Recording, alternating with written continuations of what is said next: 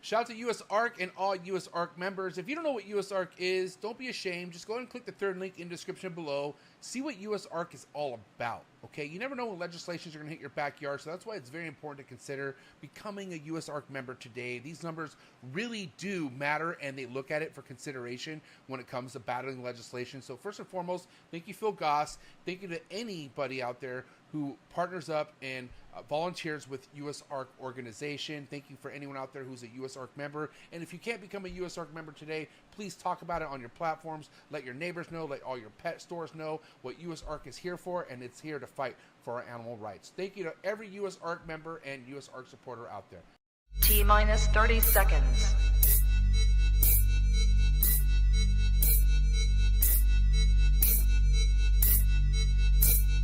T-minus 20 seconds.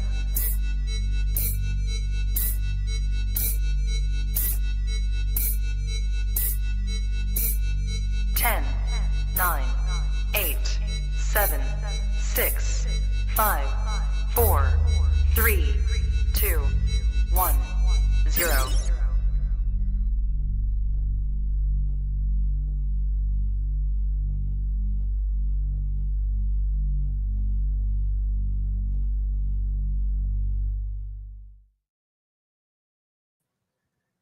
Trap Talk Reptile Network, the coolest reptile network in the world. Episode 640. Trap Talk with Coach Rice, the elite Northern Emerald Tree Boa. Conversation is going to get heavy tonight when it comes to Northern Emerald Tree Boas. When it comes to breeding, pairing, successfully producing, establishing, all the above, man. You guys are in for a treat. But what's good? I'm your boy MJ. Before we get into things, get the likes up right now. Hit that like button. And then if this is your first time tapping in, if you're into the reptiles, especially these Northern Emerald Tree Boas, the basins, reptiles in general, man, just smash that subscribe button, hit that notification bell, select all. You'll be reminded of every single podcast and episode released out of the Trap Talk Reptile Network 7 days a week, guys. Been going strong, right? Anyone else going that strong in the game? No. Shit. Very proud of that. And I'm very and this wouldn't be possible without my other hosts that run their own shows throughout the week. So shout out to Stephen Cush, shout out to Dave Levison, Jr., JMG Reptiles, Uncle Mike, Gina, Krista, okay, who holds it down on Sundays, doesn't miss. My man Emilio, Big E, Top G, and of course the mayor and Marshall Mendez. I'm just so lucky and blessed to have that type of a roster to give you guys content, man. I'm not the only one dedicated to this craft. I have a whole team, and so none of this would be possible without the team. So I got to give my flowers to them. But yeah, guys, wherever you listen to any of these episodes, all right, that come out every day, just make sure you rate, review, and subscribe. You can listen to all these episodes on all major audio platforms.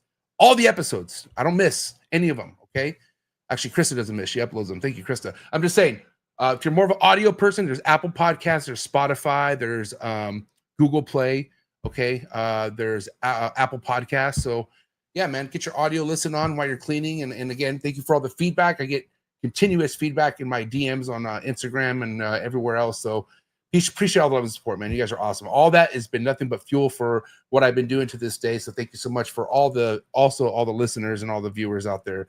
Appreciate, man. Now, listen, if you're looking for exclusive content, you want to get more out of what you see at each episode, if you want to get like first dibs on like exclusive content before I release it to the public, or just know like firsthand stuff and or be a part of availability lists like my chondros and emeralds and other stuff, well, listen, come join the Trap Talk Patreon family. Don't wait. Come meet all the trappers. So many amazing people part of the Trap Talk Patreon family. You should join today. Click the very first link in the description below. As soon as you join the Trap Talk Patreon family, you get connected to a Discord, okay? And there's an awesome Instagram group chat, 24/7 poppin' Instagram group chat, man. We talk about everything, keep all species of reptiles in the family, and it's something I'm very proud of as well, man. So shout out to my Patreon members. You guys are my heart, man. Shout out to everyone in the chats tonight. Who is here tonight, man? I always love it when I see people here in the chat. Shout out to Dickie. Shout out to the homie High Voltage Chondros. My man just had a clutch. Okay, so go give him a follow. He had a good clutch. I think 16 eggs. Correct me if I'm wrong. But yeah, appreciate the homie being here tonight. The homegirl Amanda in the building from PJ's Creations. What's good? The homie Big Mike, 1776 Exotics, my OG right here. What's up, Eric? Thanks for tapping in. Big E, Top G, what is good? The homie JJ in the building. I'm glad you're here tonight, JJ, because I know out of all the Emerald Tree Boa lovers out there, you're going to be one who's going to want to listen to a lot of these topics that we're going to be covering tonight. But yeah, shout out to everyone in the chats. Keep it popping. Keep that energy there. I'm happy to see a lot of familiar faces and even new faces in the live chat tonight. Before we do bring on Coach Rice, I do want to say shout out to tonight's sponsor, one of them being one of my favorite people in the hobby, and that's Gary Scavino, GS Reptiles. If you really want to tap into some of the rarer stuff that you could keep, the rarer snakes, rare arboreal species in the hobby, you need to follow this man first and foremost. He's going to put you on game with so many cool things. He's going to show you how easy it is to keep a lot of this stuff, and he's been doing it for a long time, dedicated his life to keeping these animals. And again, one of my favorite people in the hobby, GS Reptiles on YouTube. Subscribe. I think he has a new YouTube video dropping tomorrow, if I heard him correctly on today's phone conversation. Hopefully I didn't misunderstand him, but yeah, I think there's a new GS Reptiles vlog dropping tomorrow. So definitely a huge reason why you should go subscribe and hit that notification bell and go follow him on Instagram. Thank you so much, Gary, for everything that you do. Be one of my good friends, and also just putting out amazing content, and also putting out amazing animals for people to keep, man. Another big craft of GS that he's known for. So thank you so much, Gary. GS Reptiles, appreciate so much. Last but not least, shout out to Brian Tucson over at SUNDOWN Reptiles. Man, if you have that tree monitor bite, this is the guy you need to be following for sure. Some of the top tier tree monitors produced comes from this guy right here, SUNDOWN Reptiles. Brian Tucson also has amazing lines of kahuas, gargoyle geckos, abronia. The list goes on, man. This guy is just tapped into so many cool things, and I would definitely go give him a follow on Instagram, SUNDOWN Reptiles. Go to his website as well. You can find the link to his website in the description below. Appreciate you, Brian Tucson. It's my dog right here, and yeah, this dude's killing it for sure on so many different levels. So again, thank you so much. Oops, I always gotta remember not to do that. Anyways, all right, listen, Thursday nights, man, I'm pumped up. Me and Coach Rice, that's it, one-on-one. I got to tell you right now, you guys, a lot of you guys know who religiously watch Trap Talk, know that I've recently had success breeding northern emerald tree boas. I haven't been trying that long. That's the thing. I think a lot of you guys, I do talk a lot to you guys about how long I've been doing this. The chondros, I was attempted to breed, I think, after 1 year of collecting reptiles, which was 2017. But emerald tree boas, man, I legit were just keeping those for about 4 years before I paired them up. The very first time I ever paired up emerald tree boas was in 2022 at my old trap. The last year we were there, and I paired up two girls. Got a bunch of locks and everything, and then I moved here. Same thing that coming year, got a bunch of locks, nothing happened. Actually, no, I take that back. Hello. Moved here, got some locks, and then one of my girls actually went the distance, I guess, to the death. It's really hard to explain, you know, but anyways, like, went through you know, a lot of the stuff that I went through, which wasn't that long ago, you know. So but man, I got to give so much credit to Christopher Rice, man, Coach Rice, Snake Spirit on Instagram. Go give him a follow if you're not already. I don't want to explain enough right now what he said to help me out, but we're going to talk about it tonight. So you guys are in for a treat, because so many of you guys out there constantly hit me up asking me, what do you think I did differently? You know, give me, you know, ask suggestions, which, man, the thing is, it's like, that's such a loaded question when someone is asking you that, because it all really depends on your husbandry already. Like, how much do you already need to fix? You know, maybe not much of you, maybe much of you don't need to fix as much as you think, but shit, maybe there's certain things that if you don't fix, you're going to see some really terrible results. So, in either way, Coach Rice was there to help, and we're going to get into it tonight. So you guys are in for a treat. Hope you guys are ready. Again, shout out to everyone in the live chats. But it's that time. I'm ready. Let's go. One-on-one tonight with Coach Rice. Do what you got to do to get your mind right. Do what you got to do to stay hydrated. This is episode 640, Elite Northern Emerald Tree Boa Talk with Coach Rice. Let's go. Cheers.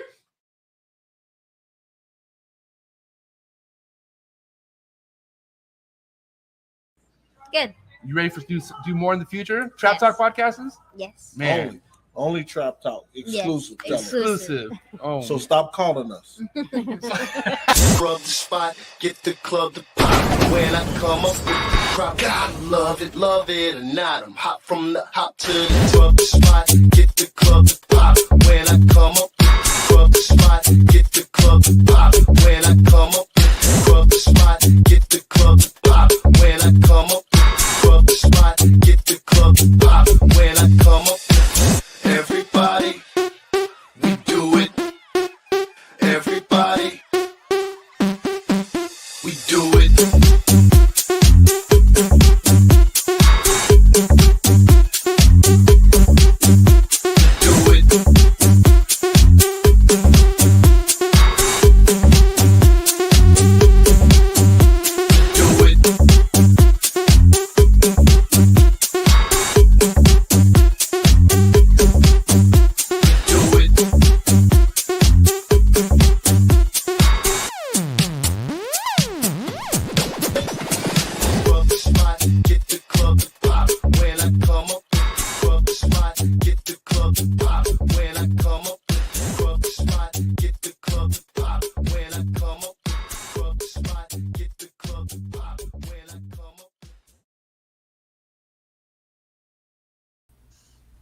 And we're live, episode 640. Coach Rice in the building. What's up, buddy?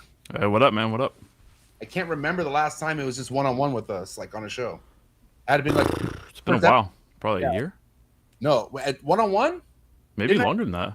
Yeah, because I feel like the last time I'd set something up with you, Dr. Booth was with us, but that was a while ago. I think even that was probably a year ago or so. Anyway. Time flies, man. It's crazy. I'm glad time flew to this point where I could say I got a litter under my belt finally. Yeah, man. Congratulations again on that. I just didn't know, dude. And now that you're on the screen with us, fuck, dude, what I went through last year with having to see those full-term babies in that female, and a pure Miss Willie, like one of the last ever living ones, there's just so much weighing on that one snake, and I got that close, Yeah. And like again, like, I just having to, I don't know, I was just scared to go through that again, bro. I was scared. I was just the possibilities of repeating that, you know what I mean? Like was just sitting in my head the entire time. That kind of thing's traumatizing, you know what I mean? And you have to accept the reality of the fact that is always a possibility that can happen, but it doesn't really make it that much easier knowing that. You know, you still, when you go through something like that, it's always awful to lose an animal, and in that way is particularly bad. I got one little thing just before we get into this. Sure. Got a little bit of a bone to pick with you, man. Okay. A little bit of a bone to pick. This thumbnail picture you used for this, worst picture of me I think I've ever seen. But here's what's funny about this. So I was thinking, because you did a promo story the other day, and you chose a song by White Zombie, and I wondered, did you pick White Zombie because I fucking look like one? Is that what you did? Oh, dude, bro, you're okay. You've been on my show. I'm just playing, dude. I'm just playing. I know, but listen, you've been on my show long enough where you're not a fucking easy person to get a thumbnail picture from. Like meaning like I did that turnaround time about 48 hours, and when I asked for a pic, I kind of need it right away. So yeah, I already just get the freshest, cleanest. To me, I thought it was fresh. I'm just playing, dude. It just cracked me up. You're hilarious. No, where were we go? Where were we? Oh yeah, the female. Oh, we were just talking about the female. Okay. So yeah, okay, but what I want to get into right off the bat is the differences between the female I had last year that was fully gravid, with about the same amount of babies, maybe a little bit more. Pretty close, right? Was it right? Give one or two difference or something? I think like 13. There was 13 from what I remember counting. But also I think 3 of those weren't even full form. Like they were kind of fucked up looking. Where at least everything that she gave me was fully formed. You know what I mean? So anyway, one of the things that for sure I was paying attention to is how the behavior was compared from the girl last year to this year, right? Again, like my girl last year didn't move. She's like I told you, I was like she stayed under the fucking panel to the very last like week or final days of her trying to push him out. She finally moved, right? But then again, like there was things that she did with like I would see her with her mouth open sometimes, like you know what I mean. And that's something her and remember the other girl that passed away on me, Alba or whatever. She definitely had. Remember, she had that problem from the get go. Remember? I remember you telling me about that. Yeah. Well, the other one that was gravid, she kind of had that thing too, but she kicked it right away. Or like whenever she did have it, it was minor and it would go away pretty quickly. It wasn't like the other girl where it would be like months and you're like, what the fuck's going on? And they would eat and everything, but they would have this mouth thing where it's like literally open. So I would feel like going into breeding that if you have a female that has a weird something like that, that's a huge like concern going into breeding. I feel like because those girls, Chris, and it probably was my husbandry, but those girls never really shit on their own. I had to literally dump them with water to get them to fucking shit. And I didn't realize how much my actual enclosure was drying out, even though the floor read a certain temperature, but they're sitting underneath the panel. Remember we talked about that? Like I thought everything was cool in the enclosure because what the Gobi things were reading, but she couldn't shed or shit because she was cooking herself. Yeah. And I think that's, when you describing it the way you are, like it sounds like kept a little too hot unintentionally. I think one of the things people forget about with reptiles is not to say they're stupid because they're not, but they're not always going to be when they're using something like a heat panel or the hot rock is a classic one. They will cook themselves because it's like I think they're trying to get warm enough, but it doesn't. I don't know if it's that it doesn't penetrate the tissues correctly or what it is exactly, but they're basically not able to get to the temperature that they feel is adequate. But they just keep trying all day, and they'll just sit there and cook themselves unintentionally. I had that. I mean, anybody that kept snakes in the 80s and 90s, I didn't keep in the 80s, but in the 90s, probably used hot rocks before. Yeah. And I mean, I had a classic situation with a ball python that, wild caught ball python that sat there on a hot rock and literally cooked the underside of its stomach to the point it was badly burned. And the snake wouldn't get off of it. Even with the burns, it's still sitting there on that rock because it's like they get some sort of a mental block, and it's like they're almost like not traumatized, but they're almost just like it's almost like you see those fucking videos of like a zebra getting eaten alive, and it's still like just looking around, and it's like it's there, but it's not. Yeah, it's like almost not feeling what's happening to it. It's pretty gnarly, but yeah. Like that. No, I think that is what it is because I mean in my case with the ball python that burnt herself, it was like a nasty scabbed up. It was really, really bad, and I was shocked because I was like, I can't believe she didn't get off of it. But I think they'll do the same thing with heat panels. I don't know if they do this. I don't hear about it as much with bulbs. I'm sure there's cases where that occurs as well, particularly like situations where one will wrap around a bulb in a cage and burn itself like that. That kind of thing will happen. So you really got to pay attention to what they're doing and be. This is one of these things, and I've dealt with varying degrees of this with keeping over the years and even still to this day. It's always important as a keeper to recognize when something's not working, even though you're pretty committed to it working. Like you want it to be working, and so you can kind of convince yourself that it is, even when it isn't. Yeah, right? Yeah. So I've had that with chondros. I haven't had that great a luck with chondros the last few years, and it was after I changed my setups a bit with the chondros. I had a couple of clutches the first few seasons in a row, and it was working reasonably well, and I changed everything up with them, and it really just kind of comes down to the fact that the way that I was trying to do it, it just wasn't working. Yeah. But I kept wanting it to and kept thinking it would, and it just failure after failure, and it's like, at some point you have to get, something makes you recognize like this shit's not working, we got to try a different approach. And I think that's hard. It's not always easy to recognize when that's happening. Well, yeah, dude, that's why like what stressed me out is I have this entire wall, right? And I have the emeralds in this wall, and then I have the chondros in this wall. I don't have another wall to be like, well, guess what? It's not working out. Let me take my emeralds out of here and put them on that. I mean, that's what I'm working on now because I'm realizing this. But like, I was worried, bro. Like, if I would have had another year the way last year went, I would not breed emeralds the way they are here now because I would realize, guess what? It's not working out. Like, you're having good success with the chondros, but there's something off with the emeralds. And so I want to kind of tell you, which I already know, but I want to, for the record, state what I feel like I did to have success on the same wall as everything else, which is funny because you did mention that I was keeping them maybe too warm, but maybe I wasn't keeping them warm enough where they felt like they needed to move. Remember we talked about that? Yeah. Like, remember they felt like for whatever reason, they're where they feel like they could get the most heat that they want. And they don't want to go nowhere else. Like to the point where it's like almost like falling asleep in the sun, almost like you're just getting cooked and you have no idea that you're getting cooked in a sense. That happened to my mom once. It was terrible. But anyways, and then when we talked about what I should do when this girl who laid a successful litter, what I should do going for her is give her a hotter basking option, right?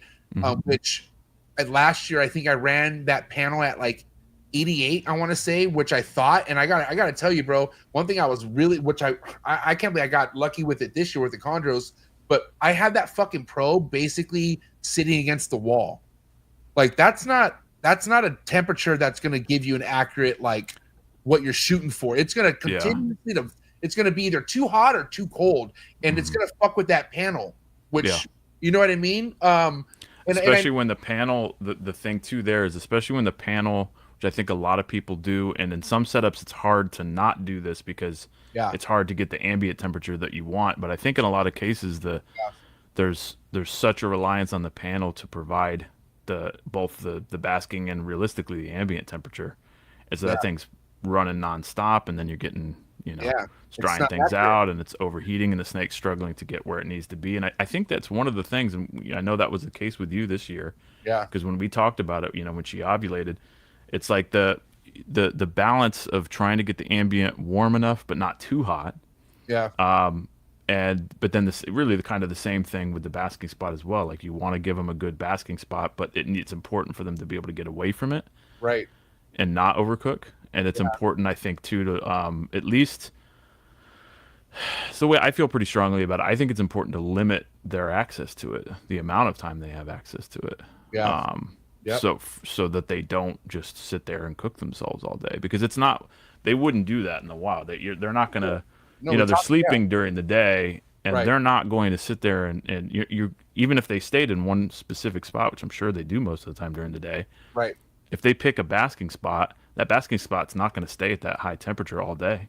No. It's only a few hours. Sun shifts past it, and then that's it. And not only that, they're worried about predators and shit like that too. So they want to hurry up, get what they need, and get the fuck out of there. I think that they probably do very minimal basking and cryptic basking, and this, especially some of the behaviors I've seen, and you saw some of the same kind of thing. Yeah. Even though there's a difference in our setups, and that with mine they're getting natural sunlight through the window that's creating the basking spot, but you saw pretty much the same kind of overall behavior. Okay, so them shifting on and off like that.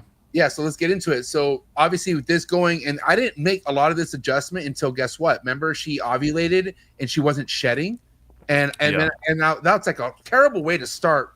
Fucking stressful, yeah, it's very stressful. But this snake, which threw me off my post ovulation shed date. Remember, I thought I was on a skirt, which I wasn't, because who knows when she really was trying to shed that skin off. But anyways, that's when I was like, really confused on how my goddamn gobies could read 85 humidity, but she can't shed. Like, that doesn't make any. And I saw her drinking, but like, we underestimate what the fuck this panel could do to a snake. Like, literally dry them the fuck out.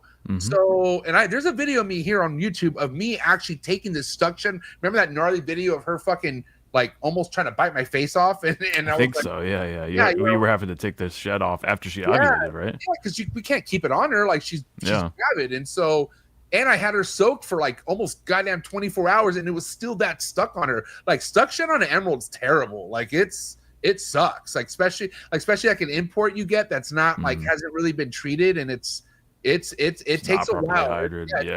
Yeah. And so, anyways, that's when that's when we had that long ass conversation. Like I got to change something, right?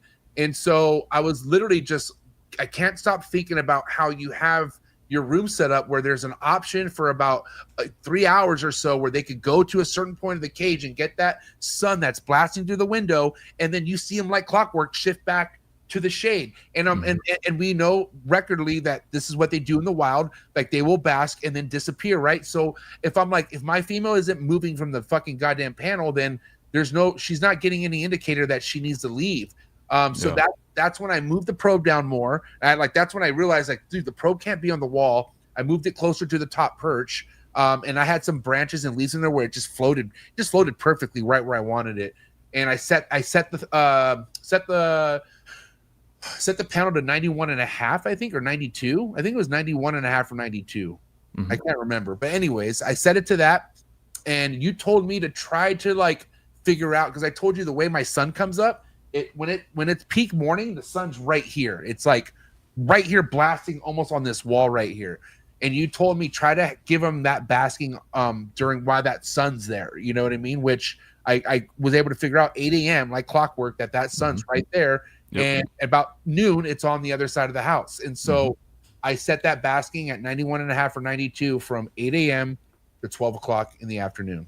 And then without me having to do nothing, it stayed about 84 ambient in that enclosure until the nighttime. In the nighttime, it would get down to like 77, 78, but like nothing colder than that. Yeah, and that's good for them. That night drop is important. I think it's really pretty crucial. 100%. Not a lot. Doesn't need to be drastic. Like I think chondros need like a good 10-degree gradient difference. I feel like that. Probably, yeah. Chondros, I think, are overall cooler than emeralds, in my opinion.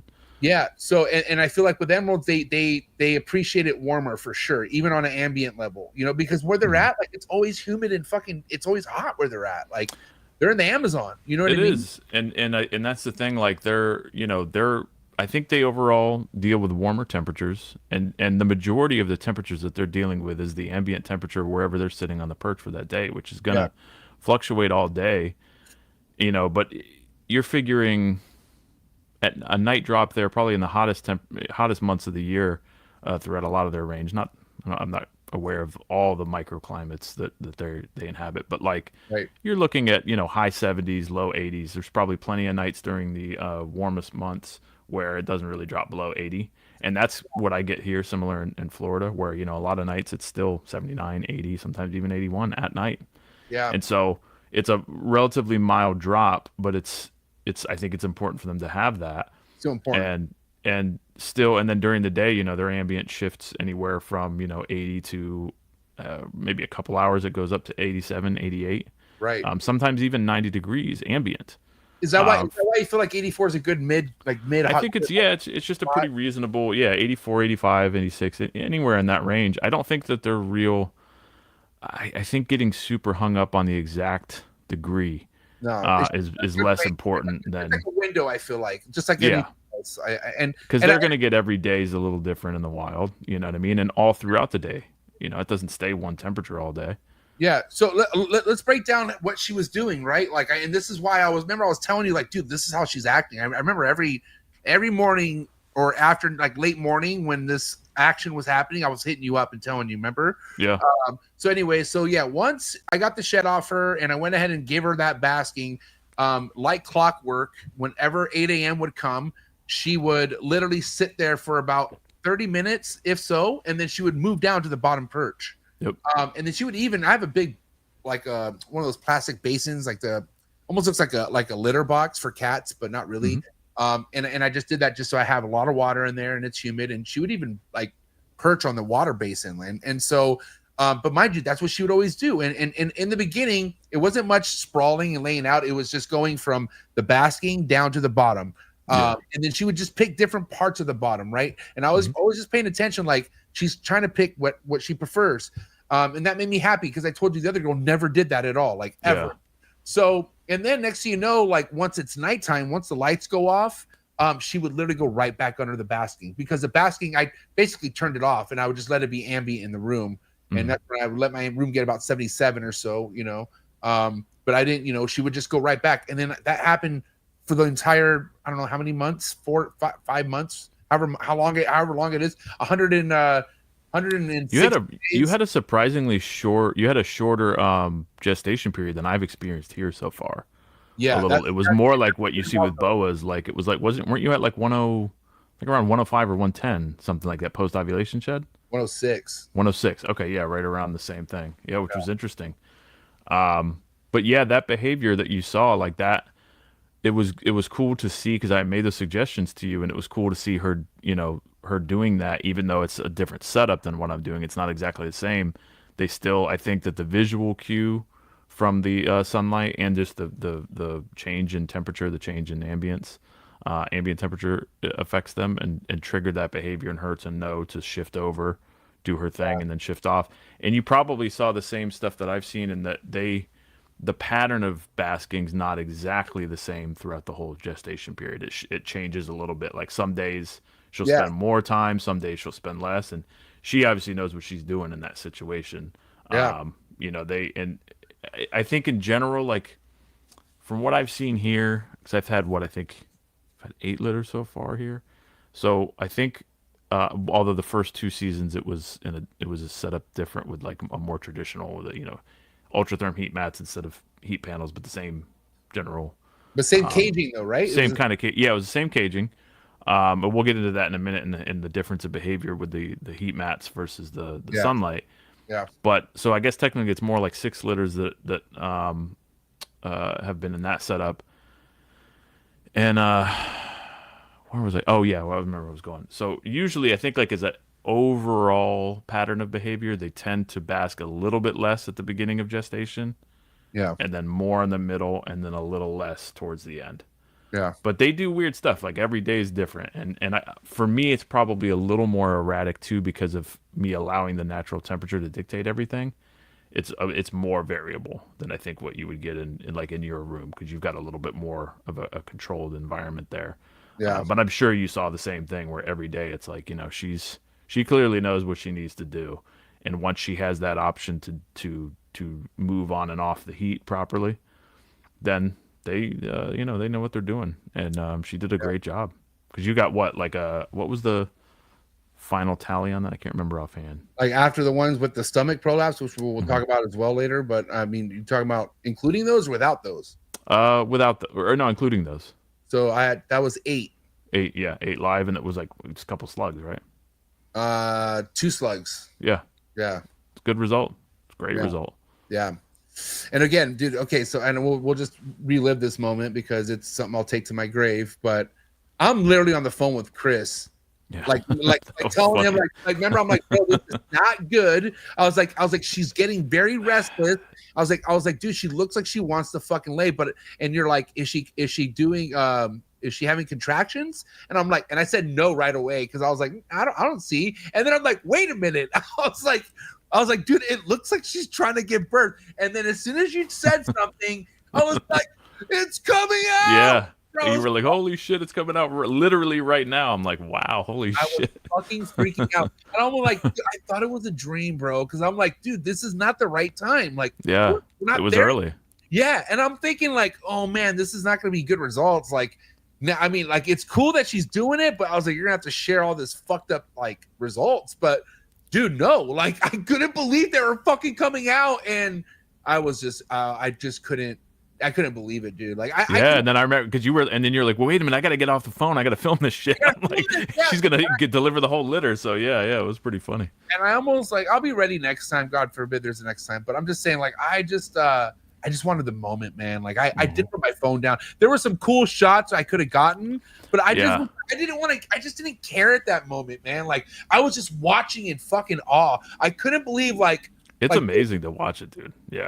And the fact that we're alive, like, I just wasn't like, dude, like this, that really threw me for a loop, bro, because I'm literally thinking, here we go again. Like, the way this girl went from looking perfect to like, why is she on the bottom perch when it's nighttime or the lights are off? And like, she doesn't look good at all. Like, she went from looking, and we've always talked about how there's that period where they look pretty good throughout the entire time. And then it just hits them where it takes everything out of them and they look worthless. They almost look like they're not even gravid, right? Remember you said they'll look. Yeah, sometimes it's like, have I been imagining this the whole time? Like, yeah. And I remember too, because you sent me a picture. I think it was like the night. Didn't she dropped the pre-birth urates and stool like the night before? Was it or was it that morning? I can't remember. It was the evening before, like not too late, like probably like 4 p.m. my time. I don't know what I just came and looked. I was like, oh my God, like she did it in her water basin. Yeah. And then I just thought like, oh, thank God, she's like, that's like a pre, like, she just had a bunch of urates and that was. Dude, that's what I thought. I didn't think it was the pre-birth because I was like, it's too early because I've had such a different, overall mine have gone a lot longer. Yeah. But that's something we can discuss about that too. It shows you there's quite a range that they can still have a healthy litter, because I figured, I was like, well, she's probably just dropping all those urates. Like she'll, she's making room, but she's not ready to go yet. And lo and behold, she went the next damn day. Yeah. So I was off with that. I showed Mark Bailey a picture and he's like, dude, he's like, that's the waxiest poop I've ever seen. And I was like staring at it. I'm like, oh my God, that is kind of waxy. And I'm like, yeah, I was like, but it can't be like it's not. That's the thing, and again, gets into this thing, and this is one of the keys to keeping. I think is like you've got your expectations of what you think should be happening, and then you've got what you want to be happening, and then you've got what's actually happening, and you have to try to like reconcile those things. And yeah, when you sent me that, I was like, it can't be that. It's too early. It's just too early for her to be dropping the pre-birth stool at this point, man. Yeah. Yeah. Even though I've seen it plenty of times, it's still the same shit. And so, but yeah, it worked out great, man. And it was cool to see, because when you first said, when you're like, oh, she's going right now, I'll be honest, I'm thinking just like you were. I'm thinking It's not good. This is not good. This is too Yeah. early. It's Yeah. too early. It's not going to be a good outcome. But I didn't want to be like, oh, you're fucked. But I'm thinking like, you might be, because I was this is already pretty thinking early. we were legit already thinking the same thing together at that. Yeah, at that I moment. was like, this is early for her to go. Until But I saw it move. Yeah, then I saw it move, and I'm like, no, wait a Yeah, minute. yeah. They're alive. It was like Frankenstein, bro. Like they're alive. Like what the fuck? But yeah.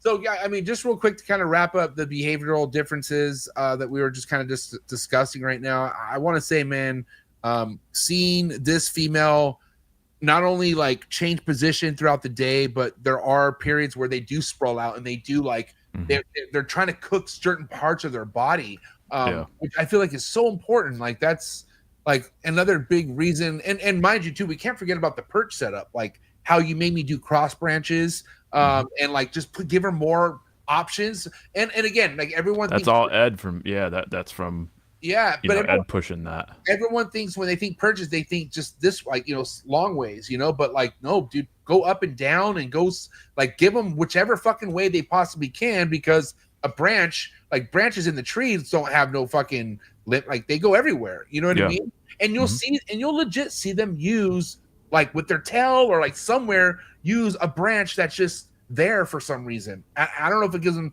security, but god damn it, man, like, I haven't had any issues with shits. I haven't had any issues with sheds. Obviously just had success with the litter.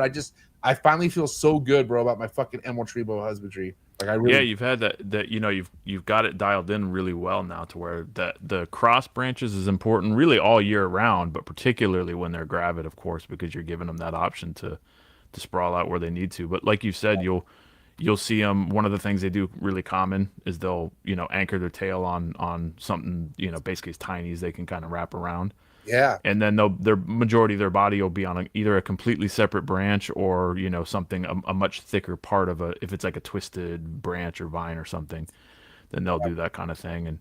And having that option for them, I think, is really huge. When they only have a straight perch, it's not like it's not. I'm not one to be like, oh, it's really mean and terrible to keep them that way. It's just if you can add something to give them a little bit more options and meet your kind of strike that balance of giving them as much options as possible with still maintaining the visual look that you're going for with your cages. I think that's really important because they'll definitely use it. And you've seen that firsthand now, both, and I'm sure you're seeing it with the babies too, because you got those nice perches in there, and they're probably they have their favorite spots, of course, but they're they use all that stuff. They really do. And gosh, shout out to my boy Matt, who designed these cool perches for the Cambro tubs for Focus Cube. And I don't know, man. Like, and mind you, like everyone thinks standardly in a sense when they're keeping something. Like we all see chondros could be kept real simple perches. Like, I mean, I will say a chondro will still benefit the same style enclosure an emerald is. Like for sure, they will trust me. I would love it for all emeralds and chondros as far as perch styles, but you can get away with it with chondros, and I feel like the reason why they're not as heavy, body's not as big, like they're not a heavy set snake, even though captivity wise chondros are pretty big, but in the wild they're not that big. Like they don't need as much support like a fucking goddamn grown ass emerald does. Yeah, emeralds that's the thing. They're not. I mean, they're still relatively slender. Excuse me, they're still relatively slender, but once you get a full-size adult female in particular, they get pretty heavy bodied to where it's definitely different than a chondro. They've got a lot more girth to them. They've got a lot more size, and you'll see, they both snakes move different too. Even as babies, emeralds are big, right? Like, remember we talked about like the differences between a little fucking tiny noodle chondro compared to some of them are pretty beefy. Yeah, bro. Yeah, some of the babies are real thick. Yeah, dude. Yeah, shockingly so, to where and I say that still trying to caution people, because it's one of the things with emeralds, and we've discussed this before. Like, you don't want them to be too thick, you don't want them to be chubby and overweight, and that's actually part of the challenge of keeping them is getting that balance right of not giving them enough food but not overdoing it, but not underdoing it as well. I feel like I've done that with some of them in the past, where it's like I probably went a little too conservative with feeding. I mean, both ends of underfeeding and overfeeding are terrible for emeralds. Like, and if you go too far, like I've seen, and I will talk about this at some point tonight, but I've seen people inquire 3, 4, 5-year-old basins that are fucking tiny, dude. And I'm like, and they're like, yeah, I want to breed in like 2 years, which I'm not saying it's impossible, but goddamn, like you should see the basins that are breeding that are the size of my fucking head. Like, and I don't know, man. I wouldn't feel okay. No, we're gonna shelf that topic because we'll I want to talk more about that. Yeah, we'll revisit that. But yeah, so anyways, yeah, I do want to give credit to the purchase. I really do. Honestly, all stages of emerald tree boas can benefit from more than just one single fucking long way perch. I got to tell you that. Yeah, basically like, a network of branches / vine systems. That's really the closer you can provide something that looks pretty natural and that has twists and turns and not too many. I mean, they need to have the ability to perch comfortably in that kind of classic style. But I think that's one of the things that's interesting in chondros too. Like in the past, I would have always thought like, well, that's pretty much that classic tight coiled, curled up look that the both of the species do. Yeah. You kind of think, well, that's all they ever do. It's like boring. They're just on a stick. That's all they're in the same position all the time. But when they have a networked branch system, they do all sorts of stuff. Well, when they need to take a shit, what do? It's all then they're like their body's everywhere. Like they're it's like and when they eat, they'll stretch out and distribute their body weight to be a little more comfortable and all that kind of stuff. So yeah, they're pretty variable, and I think they really like even the setups that I do and the things that really all of us do. I think is still not really quite ideal. To compare to what they would do in the wild, because we don't have a great way of providing those kind of the vertical branches, right? And the little forks off of like a vertical, fork off like that. They really like, I think, to curl up there, butted right up against a trunk, and so but it's all we're all learning and improving more as we go, and giving them the best that we can with the setups we have. A lot of people have these branches in their backyard. They don't even know it if they just go back and look. Obviously there's ways of cleaning those off and whatever, which multiple things on YouTube. But man, sometimes the most naturalistic fucking branch you could pull off, or a real branch, is all you need. Sometimes I'm half tempted to do that when I switch things up again next time, because it's like you can't really beat that. It's pretty hard to beat the real thing. Yeah. And what do people do? They either, I know people bake them in the sun. They either freeze them or they fucking cook them. I think freezing would be the ideal thing. Probably, yeah. I think any of those approaches can work. Some people don't even bother doing that and just throw them right in the cages and claim they have no issues with it. I wouldn't really particularly feel too comfortable doing that. Yeah, I'm good. But it all probably depends. Again, like everything else, there's so many variables. It's like, where did you source the branches? If you've got a little perfect, super clean oasis in your backyard that's not. Some fuckers do, man. I know. That's what I mean. If you got some amazing clean branches that you can go grab and basically don't have to worry about anything, and it works, then hell, do it. Just take all that stuff into consideration. Just make sure you're not throwing a nasty, shitty ass branch in there that is going to cause you a problem. Yeah. So, okay, let's kind of talk about some real difficulties, man. And I will say this, it's really hard. Like chondros compared to emeralds, they all have their own ways of being difficult, right? I'm saying so far, the way I was able to get my 6 to eat, fucking throwing alive and just, I remember this was right before I did a podcast. I threw all of them in there just to kind of see how they would act. And all you hear is just meat, one after another. And I'm like, dude, they're eating them. And so that experience was great. We can't say they're all like that. And I know you've had way different experiences throughout the whole board with litters, but so far having that experience establishing baby emerald tree boas, the best. Okay. Yeah. Chondros, not so much. That's different, right? So let's talk about what I feel like is difficult with emeralds.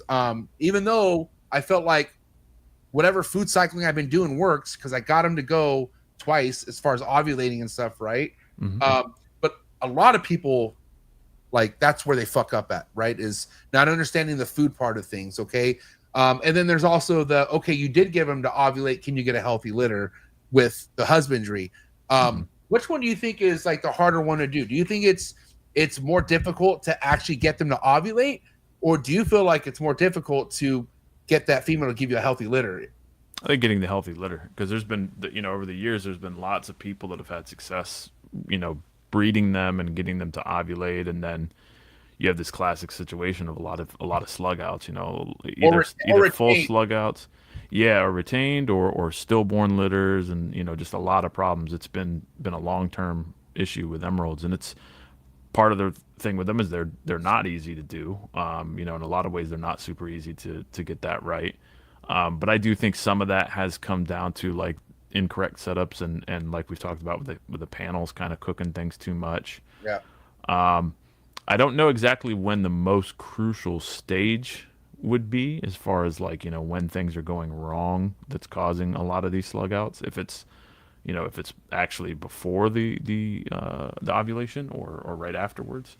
Because that's something I've wondered about, when you get a litter of slugs, it's like, okay, are all of these truly unfertilized, or did some of them get fertilized but they didn't make it past the first few days or weeks? You know what I mean? Like at what point did these go sour? Because with eggs, we kind of can see that. We see where that is. It's like, oh, this one, candled properly, looked good, and then crashed after a week. But it's not. I'm not at least, well versed enough to be able to look at a slug from a boa and be able to like, okay, I know exactly at what point that crashed. Hey, what's up, Warren?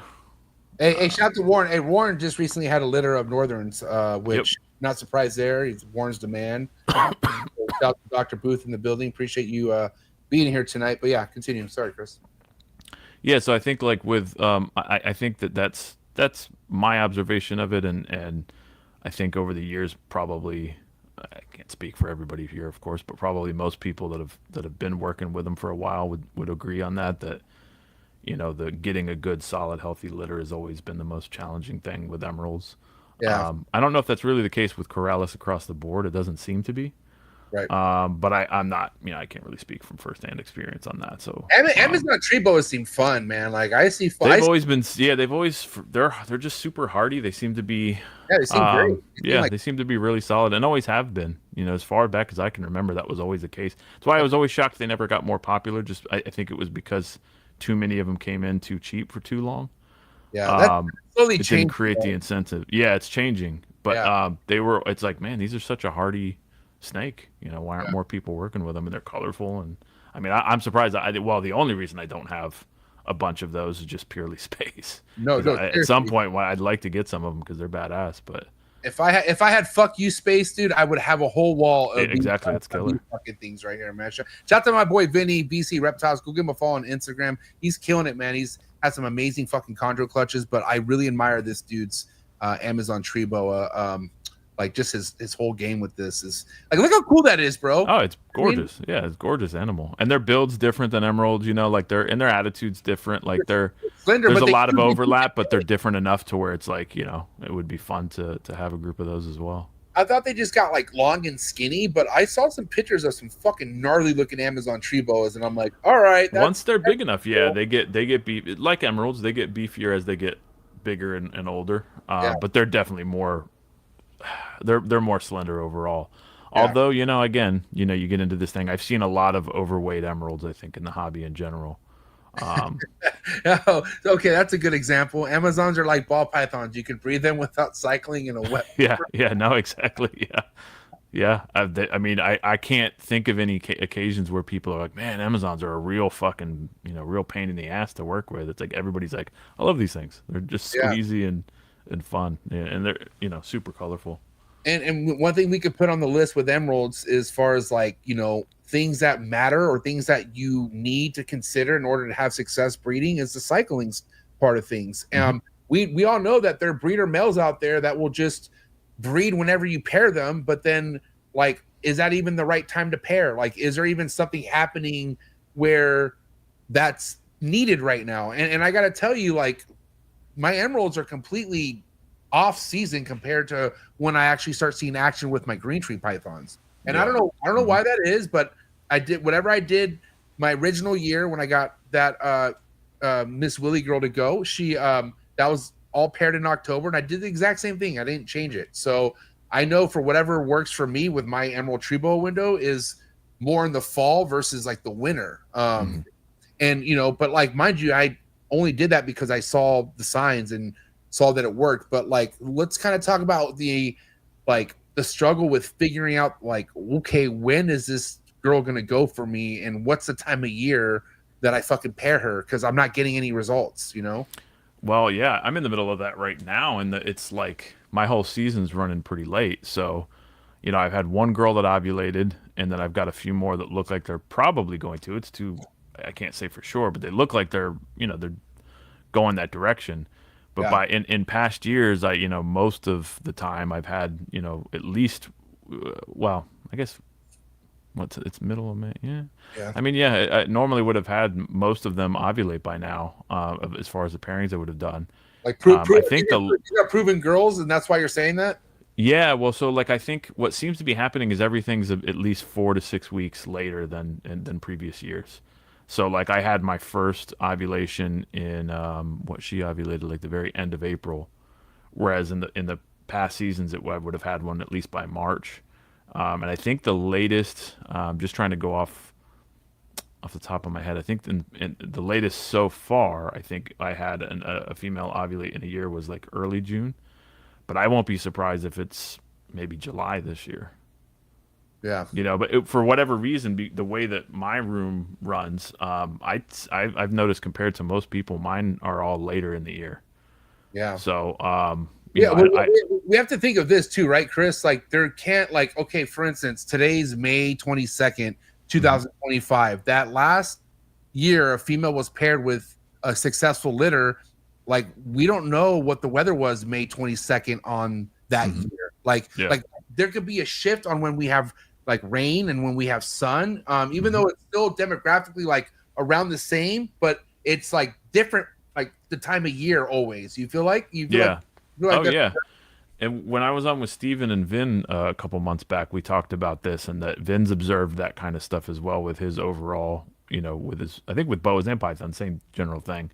That there's just certain years where everything's all, it's running late or maybe it's running a little early, and it's usually, a month, maybe 2 months at the most, but usually more like 4 or 5 weeks, something like that. And that's what it seems to be happening, right?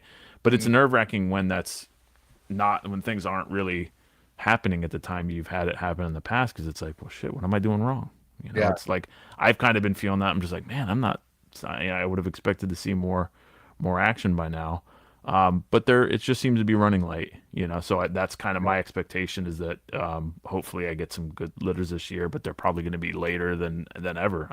Maybe my latest delivery I've had so far was I had a female in 2022 deliver 2 days before Christmas. Yeah.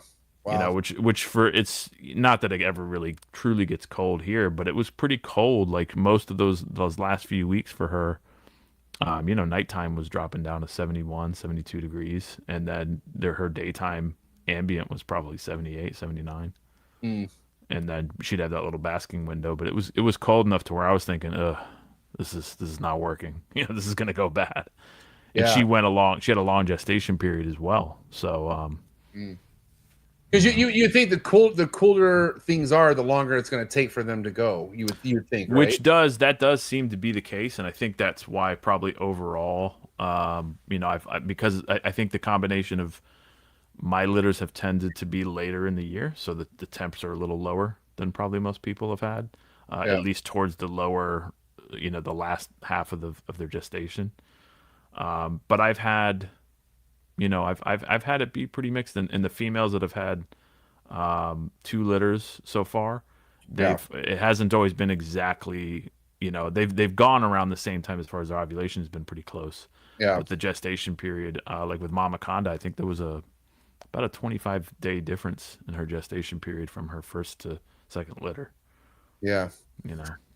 So all that stuff factors in, Yeah, I don't know. And just so I feel like to kind of keep on the topic of food cycling, which Dr. Booth was a huge help for me to kind of connect the dots here, because I did realize, I was mainly a robotic feeder. Like I just schedulely would feed everything. And once I realized like they have the size and like you don't need to be feeding as much. And I think this is when I had the Miss Willie girl go. But that's when I, like, for the first time, I'm like, I'm just not going to feed anything for like 2 months. Like, I'm going to finally not feed anything, which was very hard to do, by the way. I was like, so like used to just feeding. And I feel like just being American, that's what you do. But anyway, so I finally went 2 months. And I remember finally after the 2 months, I went to Warren Booth and I was like, so how should I feed this girl? And and he told me to feed slightly smaller than I normally do. And instead of feeding once every 30 days, give this smaller meal once every 10 days. So I was like, okay. And I think I did that for 2 feedings. And Dr. Booth's correct me if I'm wrong, Dr. Booth, but I did it for only like 2-3 feedings. And then after giving her frequent meals for those 10 days, I hit her with a fucking goddamn jumbo rat. And mind you, during this time of her eating, she's getting locks and like things are going down. You know what I mean? And then I feel like whenever that meal goes down, this has just only happened twice in a row now, but that big meal, as soon as I get that big meal in her, something happens where even the locks stop, like the whole interaction stops. She eats that meal and she just looks big from there on out. So shit. But then like that's when like you're able but to you see the follicular development happening. Yeah, you see that girth building up. Seen it. And I remember Gary on his very first episode, shout out to Gary, but Gary told me that like Keith McPete had this way of just like, you know, like feeding them the right time, the right amount for them to go, and it works every time for Keith. And I was able to kind of see what he meant by that with Dr. Booth advising that for me. And yeah, so I don't know if it was just luck getting the locks, but I feel like if, you know, getting locks in that food intake, like if they are thinking like, oh my God, I just got done not eating for 2 months, I feel like this is going to go away again. I better eat while I can, which that's like the trick to breeding, right? Like you have to make them trigger in their head thinking that this food source isn't going to be around as long as we think it's going to be. And we got to do something, you know? Yeah. You know, what's interesting about that too, though, is that, and I talked with with Vin about this, would have been interested to go into a little more detail about that, but I've seen people approach this kind of 2 different ways with this. So some people seem, with boas in general and pythons as well, they'll, you know, feed heavy, and they're not really pairing yet. And then they pair when they're fasting the animals. Yeah. And then they see the activity happening there. But the underlying concept seems to be generally the same, and that you're giving them that you know, feast and famine kind of cycle, and giving them that body weight that they need to, you know, to develop the babies and to make things happen. And which one is more appropriate? I don't know if it's which, you know, if there's one that's really better or more effective than the other, I guess you got to try it and see what it works. But I've followed pretty much the same kind of approach that you've taken with the emeralds and with the chondros as well. And I start feeding them heavier and more frequently as they're locking, and it does seem to make that, you know, that trigger happen and get things going. I'm trying to pay a little bit of I see the comments going off. I have more complaining about me calling him doctor, and I don't give a shit. I still think it's cool. I can have a friend I can call doctor, so I'm still gonna run with it. Getting called that whether you like it or not, it sounds like. I got a friend named Dr. Booth, and that's his real last name. No, yeah. So, anyways, I definitely took note, and definitely will always, you know, and mind you, to kind of connect to what I did with the chondros this year, same thing. I didn't feed them for 2 months, and then when I did feed them, I fed them smaller meals, and they're eating a lot more frequently. They're eating like half-size meals, but every week versus every 3 weeks. You know what I'm saying? And mine, dude, they're just fucking during that time, bro. They're psychotic, like to the point where I like normally, you know, sprains my safety net where I get them to fuck off. But dude, they didn't give a fuck. Yeah, they didn't care. Right in between the eyes, and they're just like, oh. Yeah. And I'm like, dude, go away. Like, when they're really motivated to feed, man, they are. Yeah, you got to watch your ass. But those are all good signs, you know, and seeing the. So for me, man, like I know a lot of people do the opposite, feed heavy and then they don't feed and then they pair. I like the don't feed, start feeding more frequently but not as much, and then pair, you know. Yeah, that's what's worked for me. That's what works, yeah, for me as well. And I wonder with that kind of thing, like what, you know, you'd have to just, you know, you'd have to try the experiments yourself over time to see if it worked. But I always wonder with that kind of thing, is that just room to room, or is it regional, like that approach of, you know, kind of reversing it where you feed them heavy and then fast and pair them, like maybe that works better in certain climates or not. I don't know. I haven't tried it that way yet. At some point I would like to experiment that approach and see, you know, if I see a significant difference, kind of reversing things. But so far I'm trying to stick with what's been working for me, which is basically the same type of food cycling as you're doing, which, you know, I fast them. I've been fasting longer and longer every year as I basically become less and less of a pussy about it. So it's like because the thing is it's one of those habits from back in the day that's hard to let go of. I've mentioned it a million times before, but that was one of the things when I got back into keeping in 2017. Like that was definitely took a while to get out of that mentality of like everything eats once a week, regardless of just all year round. Everything eats once a week. That's what snakes do. You feed them once a week, unless it's a colubrid. Then you feed them, every 2-3 days, whatever, depending on what you're doing. Those habits all came based off having success off a certain species, which let's be real, was ball pythons. Like ball pythons was balls, and for me it was berms and balls. Right, and because and ball pythons was something that nobody could breed for a long time. So when they figured out, oh shit, this is what we have to do to ball pythons to breed, that must be for everything, and it's really not. Like not even a little bit. Even for ball pythons, though, I think that they still, they're different, and I don't keep them or breed them, so I can't speak too clearly on this. But I mean, I have friends, Barry Swope. Yeah, shut the Barry. Hey, Barry, you need to come on the show, dude. And he wants to do a show with like all three of us. And I'm like, bro, Chris don't keep ball pythons. But we could still talk. I mean, I've the thing I can't keep up with the balls is all the morphs. It's so crazy compared to how it was. I'm so old school with that. I'm like, is Ghost still a thing? Like I don't know. I'm lost with all of this. Isn't hypo a thing anymore? Like I have no idea. Yeah. But but I think even with ball pythons, what I started to get on is like the ball pythons. I think do well with the fasting as well. You know what I mean? That fast and famine, can't speak. Yeah. Famine and feast, whatever. Yeah. I think that all species could benefit from this to some degree, at least with boas and pythons. I don't know. I'm sure maybe to a lesser degree with colubrids, but maybe not. Maybe it's maybe it's the same general concept. I mean, it seems to be a pretty universal truth that they're going to have a seasonality that they're feeding, and they're going to experience that in nature to varying extremes. Some species obviously are going to have a more extreme version of that in their natural habitat than others, but I mean, an overweight ball python won't do good for you. Like it's still just like anything else in the wild needs a break, only because naturally that's what they have to. It's like something that is instilled in them, like where they know, okay, I'm gonna have no food around this time, but luckily I built up to get to this point where I'm okay and I don't need to eat. And I want to say shout out to Mark Bailey. Mark Bailey is somebody who's been coming to my collection for I don't know how long now and telling me like why are you feeding during this time of year? Like I don't what's the point? And back then, not even back then, a year ago, I stopped being a fucking year-round breeder. But I told him, I was like, I pair all year round, and he was like, he's like looking at me like, why would you want to do that? Like that's like that seems like a lot of work. Like and he was right. Like I was like, damn, having to like because everything is based off feeding, and so like you're worrying about cycling things throughout the whole year versus just doing it all together. It just seems like a lot, and it was a lot. And mind you, there was things I wasn't really getting certain results that I wanted because it was all over the place. And so, because you're fighting that natural weather, you know what I mean? You're fighting against what's going on outside, and they're in tune to what's going on outside, even if it's fairly minimal temperature and humidity changes and seasonality. Like they're always more in tune to it than we are. Yeah, we're as humans, we're clueless to all sorts of stuff. That we're so disconnected that we don't know what the hell's going on with anything, but they always do. And like it just makes everything. I mean, there's benefits to doing year round as well. Like there's I'm sure there's obviously a lot of benefits to doing that. And if you can make it work, then more power to you. But I think in general, following the seasonality makes things a lot easier and probably overall a lot more consistent.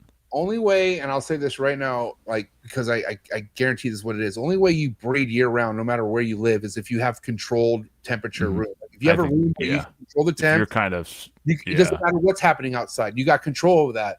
And the thing with me, I don't like I do have a mini split, but for the most part, like I keep it ambient. And so, and like you said, they feel what's happening outside. And in San Diego, like we have a window of like 4 or 5 months where it's like, I guess you can consider cold, not even 4, like 3 to 4 months is where we have like consistent, like 60-degree weather. Right. And then once that heat comes back, it's like, it gets fucking super hot, and, it's hard to kind of get things to like cycle breeding wise when it's just fucking hot for months in, months out, Yeah, you have very stable temperatures overall there. You don't get a lot very stable. You don't get a lot of drop temperatures over here.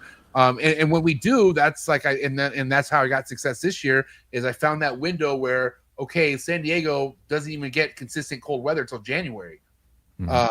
And so that's why I was, even thinking like, why should I even pair chondros any time before then? Like, it doesn't make sense. Like, and I didn't get no action until like end January. February, March is where I got all the action. So I just And with your what was it? That was with your chondros. With the emeralds, what's the kind of hot month that you've seen? So October. So I paired. Interesting. Yeah, so I think the Miss Willie girl is no longer with us. I paired her like October 15th, and then I paired this girl right here like October 25th, like a little bit closer to the end. And so, but it was all October. Yeah, it was towards like going into November. And see, for me, I've seen I have had a successful litter. Probably one of the earliest ones I've had that I did pair in October, and there was action. But Yeah. a lot of times I don't see a whole, maybe a lock here and there if I introduce them in late October or November. But I tend to see the more activity ramping up like towards the end of January. Once they kind of, once they've been cooled for a while and I'm pairing them. And I mean, you'll see locks usually when I first introduce if it's going to be a good pair, if they're compatible and they're reactive to each other. But sometimes it's not always that simple. Sometimes you put them together and don't see anything and it's like, this ain't working.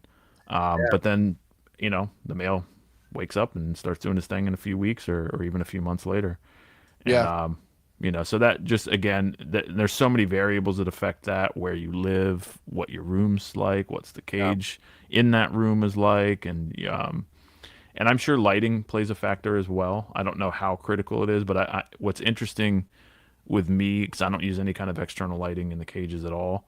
Yeah. And they get a pretty close to natural light cycle, because it's just the sunlight comes in through the windows. I don't really turn the light on in that room very often. I do flick it on for a little bit of time at night if I'm like working some cages at night. Yeah. But for the most part, they get a pretty solid natural light cycle, and they're very much in tune to the light when it's done that way. Yeah. The breeding activity almost always begins as soon as the sun starts to go down.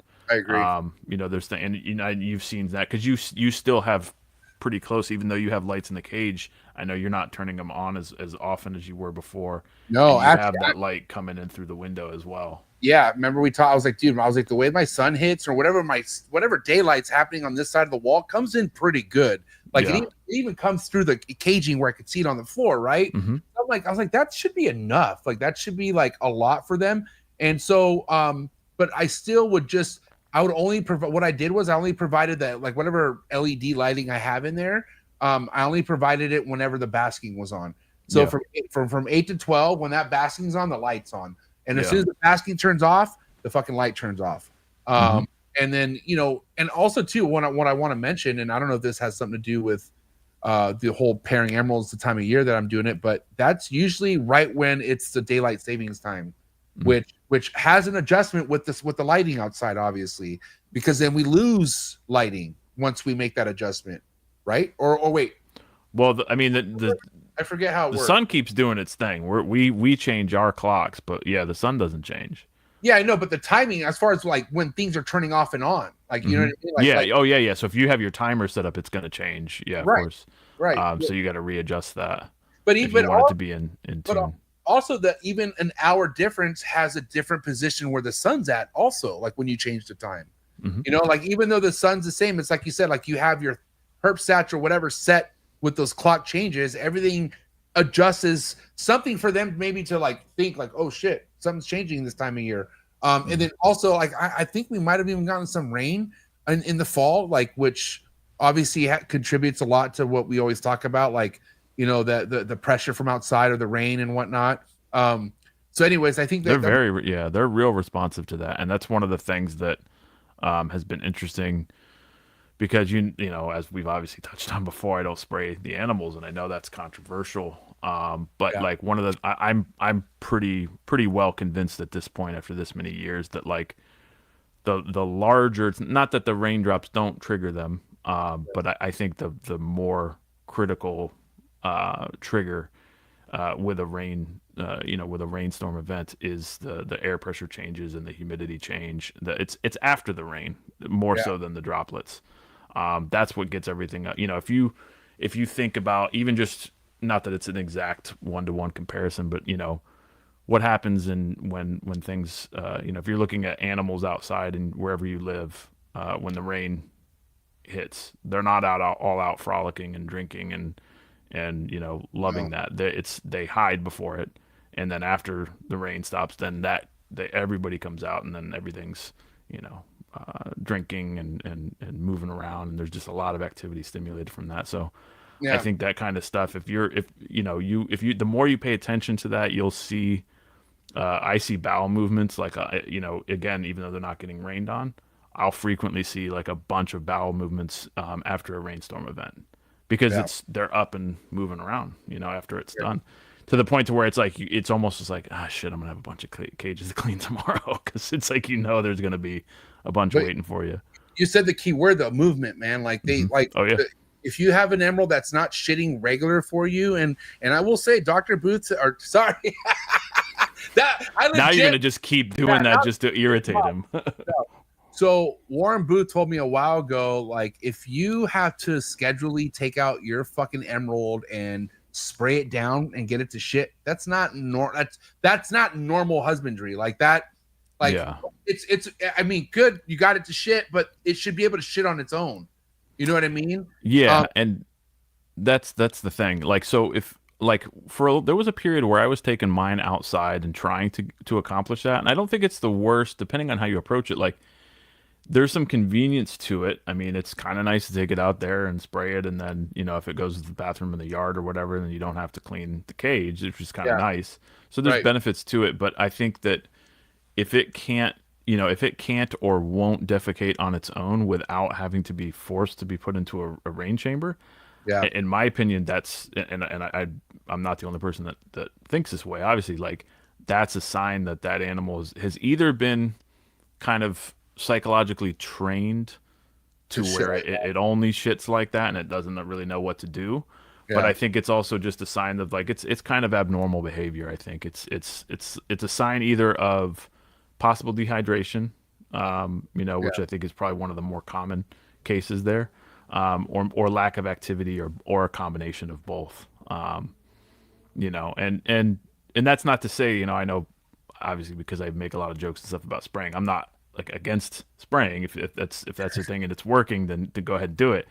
I have some pretty strong opinions about it, but like, you know, if you're relying, if the animal can't do its normal bodily functions without being kind of forced to evacuate its bowels, I don't think that's good for the animal or natural. No, I think that's a sign of it's not operating in an optiple manner. If you're doing it for convenience, then, you know, that's okay. But as long as it can still operate that way, like if it would go to the, you know, if it would take a dump on a regular basis, whether you did that or not, then that's cool. No, for real. I just want to see shits in my enclosure at some point. Like, and that's because I know that it's acting normal without my help. Because at the end of the day, like, when you got to go, you got to go. But I have had emeralds that just wouldn't shit, and they would hold it and then also not move. And this is going back to my husbandry that I didn't have dialed in before I had it now. And you know, also, dude, I mean, you know how aggressive of a sprayer I once was. I still believe in spraying, but I was spraying every day because I was trying to get it to shit. And even by spraying it every day, they still wouldn't shit sometimes, until I literally had to pull it off its perch and get it on the floor and like spray it with the hose, and then it would shit. And then you got to factor, when you're doing something like that, it's not necessarily just, you know, it goes to the bathroom not always just because it loves the rain, but it's you're scaring the shit out of it. Yeah, you're scaring.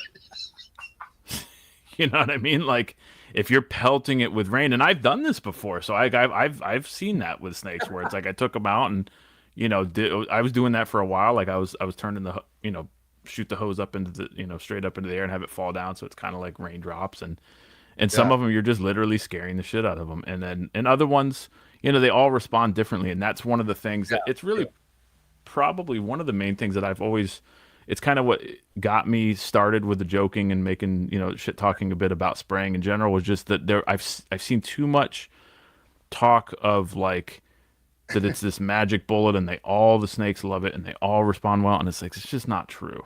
You know what I mean? Some of them genuinely seem to respond very well to it, and they'll drink, and it's not like a desperate drinking, and they'll respond really well to the spraying. And other ones seem to be pretty clearly irritated by it and would prefer to not be sprayed. And I've seen that. You know, I remember there was one post in particular that I refrained because I have to bite my tongue all the time. Despite I still talk some shit, but I bite. Believe me, I bite my tongue way more than I don't. And but I saw a post one time, and I just let it be. I'm just like, all right, it's one of those, like, if you don't have anything nice to say, don't say anything.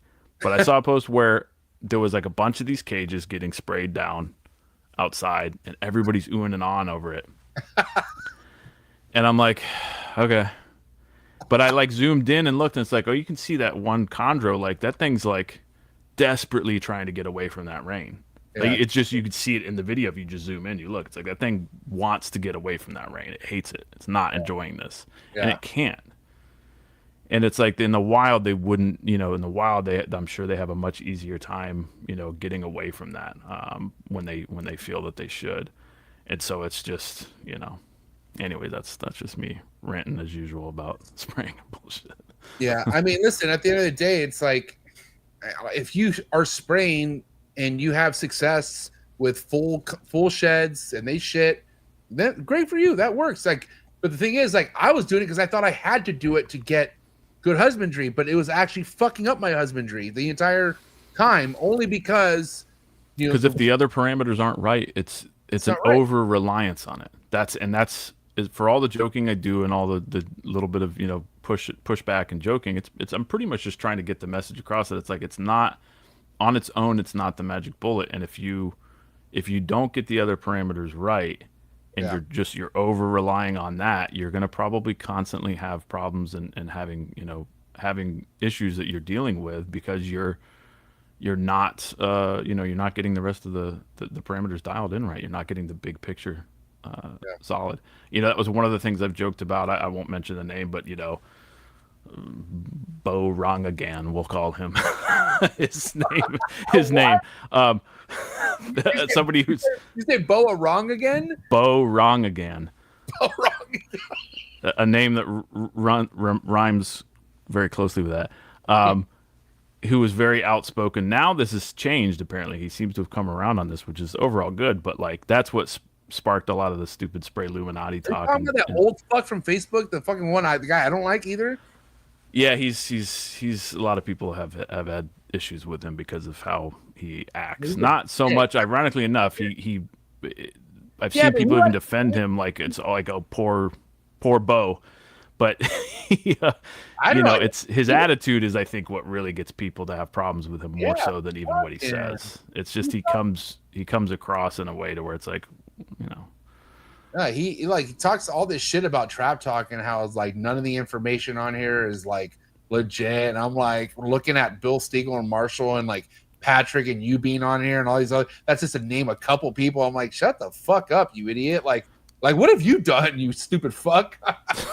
I mean, that's the thing with this is it's like, again, like it's more so. There's things I've seen him post where it's like, I agree with that. I wouldn't argue with that, but it's more so the way that he tends to tell. Yeah. And where I was originally going with that is like, there was an example, there was a period there where he was very much pushing this idea of like, these snakes won't drink out of water bowls. They don't drink standing water, period. Humidity doesn't matter.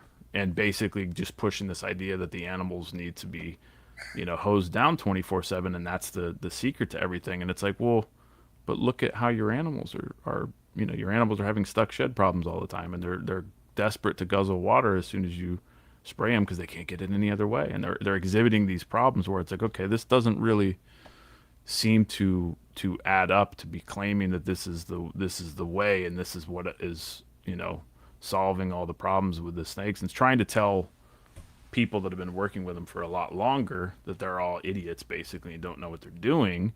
But it's like, well, your animals need to be reflecting the state of magic that you're claiming. And if they're not, then I call bullshit. Yeah, hopefully I'm pretty sure that fool like secretly watches this fucking show. So hopefully this dickhead can look at this short real quick And fuck, what is this? Hey, what is this fucking snake doing, asshole? That was one of the ones where it was just like it's drinking out of a fucking cup to me. What the fuck? And everybody who's owned an emerald has watched them do that towards it again, and that's the thing where it's like just don't push, because it's you know, everything we all say and do, and I've said plenty of things. I'm sure there's times where I've not been as nice as I should have. I'm sure that'll probably happen again in the future.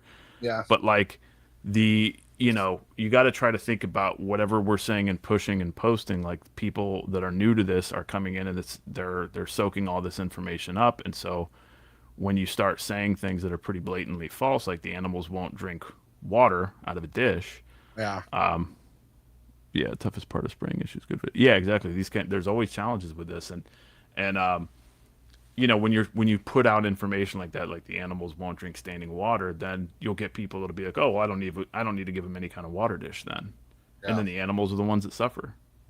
You know, and we've seen this time and time again with somebody who'll come in, you know, brand new to this, very cocky. Oh, I know what I'm doing. I figured the whole thing out. All you people that have been working with them for 30 years are idiots. I figured it out in a week, and then, you know, again, I always look at this stuff. It's like I'll listen to whatever people are saying, and there's always more to learn.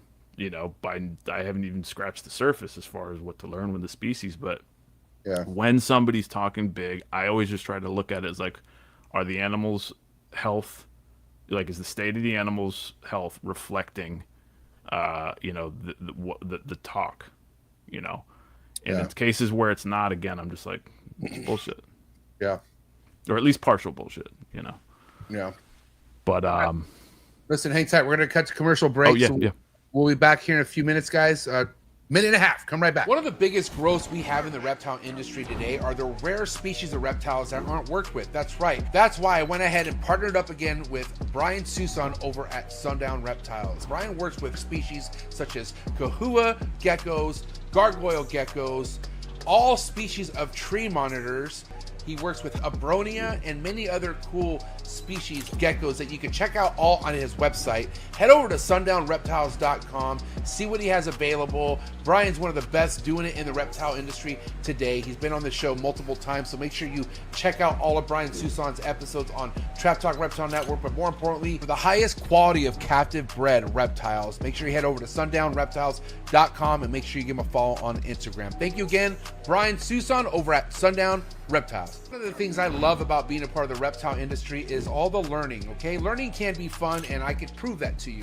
Thank you so much to today's sponsor. It's Gary Scavino over at GS Reptiles. I highly recommend you head over to his YouTube channel, follow all this man's content when it comes to learning about rare species of snakes you could be keeping in the hobby, and also just finding out how easy a lot of these rare species of snakes are to keep in general. So thank you so much, Gary Scavino of GS Reptiles. Again, head over to his YouTube channel. Also head over to his Instagram to be on top of all of his current work and be ready for a big year over at GS Reptiles. Thank you so much, Gary, for your ongoing support. I really appreciate it. Chee! All right, we're back. Get the likes up if you're tapping in with us. Welcome. We are going to continue this elite Northern Emerald Tree Boa talk. Got some big news I got to share, bro, while we're on the topic of everything. I know some people know the deal with this, but I'm going to be making quite a big change in the trap here. And I want your feedback, obviously, because I did have some things that been crossing my mind.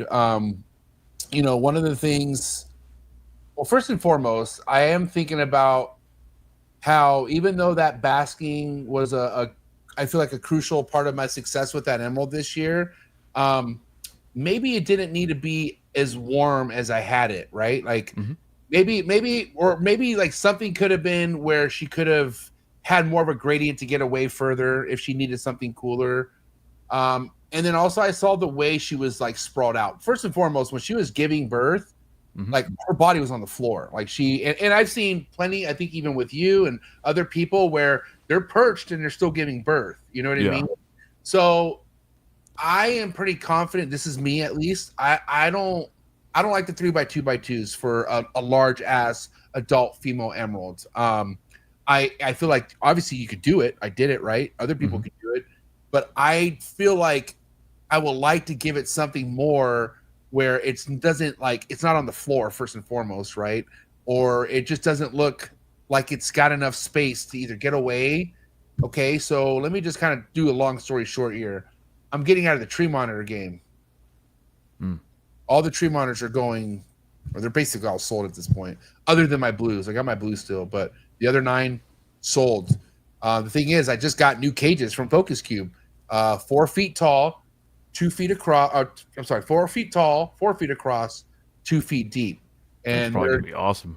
And there's one next to it that has a hole. So I have one that are basically connected. I can't help but to think, like, how fucking epic would it be to have, and I have 4 huge females, you know what I mean? Like them to be in that setup where we saw the success Uncle Mike had, okay? Uncle Mike had an X monitor enclosure in there where he even had the basking bulbs the exact same way. I think he had 3 halogen bulbs on, okay? And I don't think he temp gunned, but I can only imagine how hot it was under those bulbs, Chris. Yeah. But the thing was, they got what they needed, then they would leave. Uncle Mike said that they would go there and then they would leave. Yeah.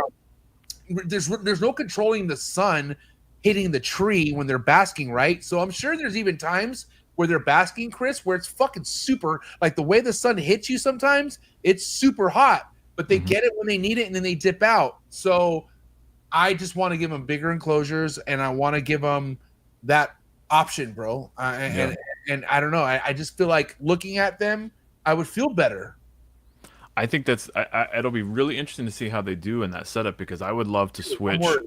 Yeah, because I've got similar size caging for mine and it's worked okay, but I would like to give them larger setups as well. And what I'm interested to see is like where is that kind of ideal height for them, striking that balance between, if you've got more than one of them, because if you're just keeping one of them, then obviously, or even 2 of them, then always try to go as large as you can create a cage for them and maintain the parameters properly. You don't want to give them a bunch of space that's not set up right to where it's just like, okay, yeah, they can move around a lot, but their actual parameters are wrong, and so they're not thriving in there. But I think it would be interesting to see how they do it with that 4-foot height. If you see more of the vertical, and it probably will depend a lot on how you set them up. If you give them vertical options. Like everything. I'm talking like I'm gonna create like fucking like actual fake like tree branches like that are just straight up and down. You know what I mean? And I plan on going ballistic in a sense where I'm almost gonna create like the inside of a tree. That also has a corner to get its basking. But you're right. The whole idea, which worked in here, is keep that ambient to a certain temperature where it's not too low, it's not too hot. It's like there's that happy medium. You know what I mean? And so I think that's crucial. I think getting the ambient dialed in right is important. I'll just go ahead and say it. I think that the animals would do better if they didn't even have a basking spot to begin with. If your ambient was dialed in, warm enough, I think they would probably still have a successful litter that way. As opposed to if the ambient's off, like if it's either too cool or way too hot or whatever. And I think that what you're talking about doing is the ideal way to do it. I think that them having a more localized, pretty tight, pretty high temperature basking spot is probably a lot closer to what they would do in the wild. You know what I mean? And but it would be interesting as well to experiment with that and maybe even try doing, one really hot and one not, one that's lower, that's not as hot. And I wouldn't be surprised if a female would choose both of those at different times of the year or at different points of gestation.